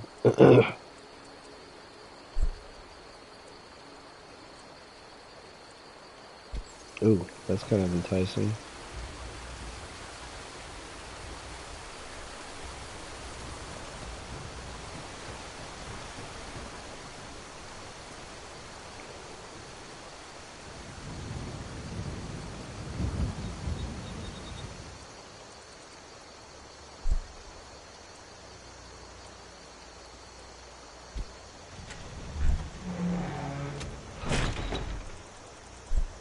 Love how the gates open and close in day and night.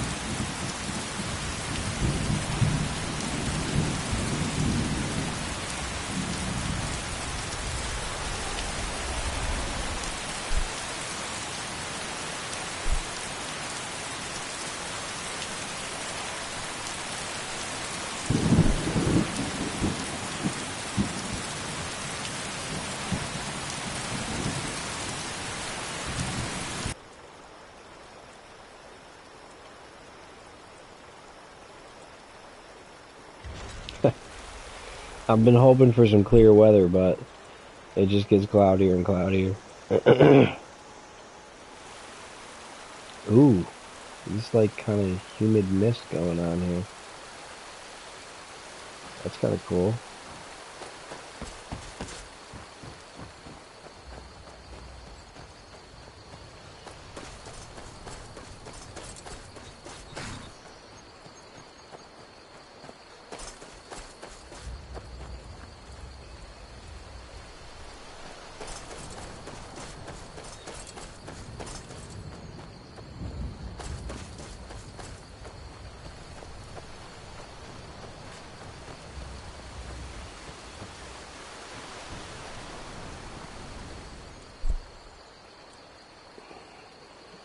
Alright, one more shot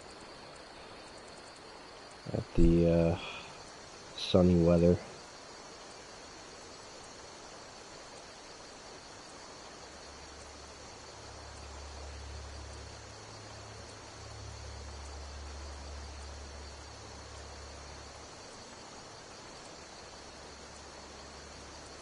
Of course.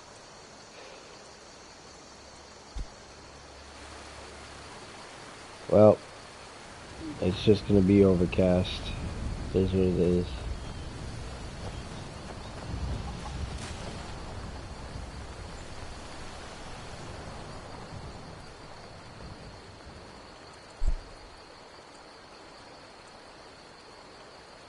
No, it's gonna be overcast.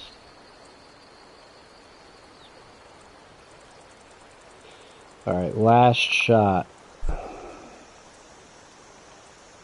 For realsies.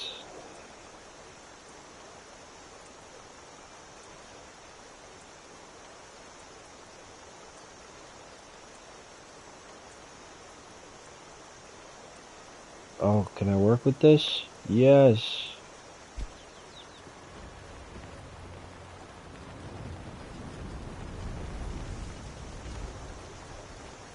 I can work with this.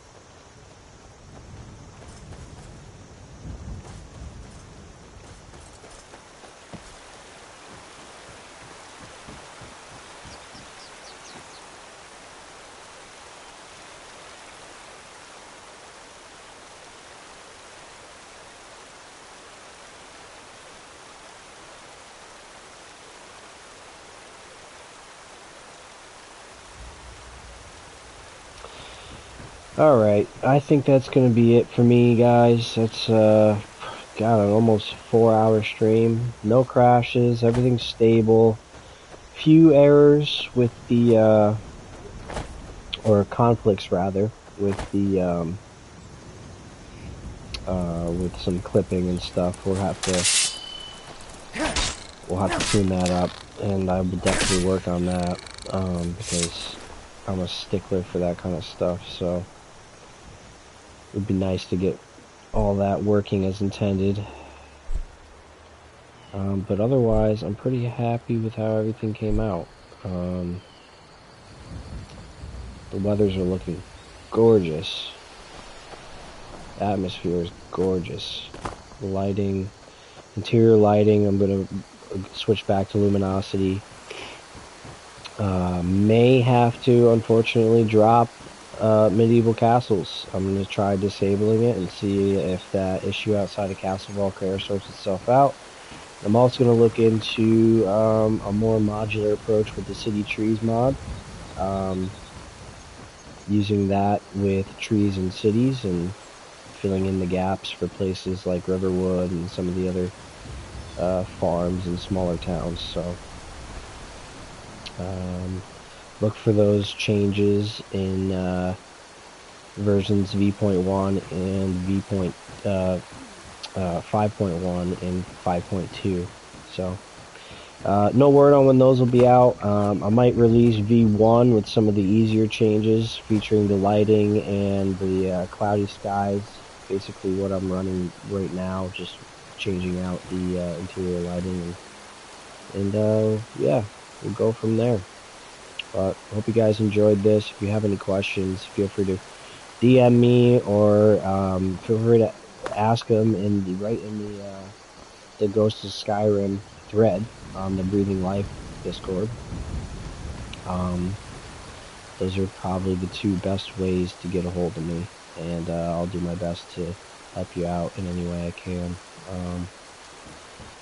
Also, if you happen to run into any bugs or anything that catches your eye, reach out to me. Let me know. I'd like to know. Obviously I'm one person. Skyrim, it can be a big game. I've had less and less time on my hands to kind of go through things with a fine-tooth comb like I have in the past. So, for you guys who use my load order and who stick around for all the updates and stuff, definitely chime in. This can be a product of all of our efforts, so we can make this thing as good as we can. But I don't foresee too many issues, particularly with the gameplay aspects. I've added, there's over 20 new gameplay mods, and we've featured some of them here in the showcase, and they all seem to be working as intended. But you never know, there could be a quirk here or there, but we'll work them all out. But anyways, guys, thanks for tuning in. I'll catch you later.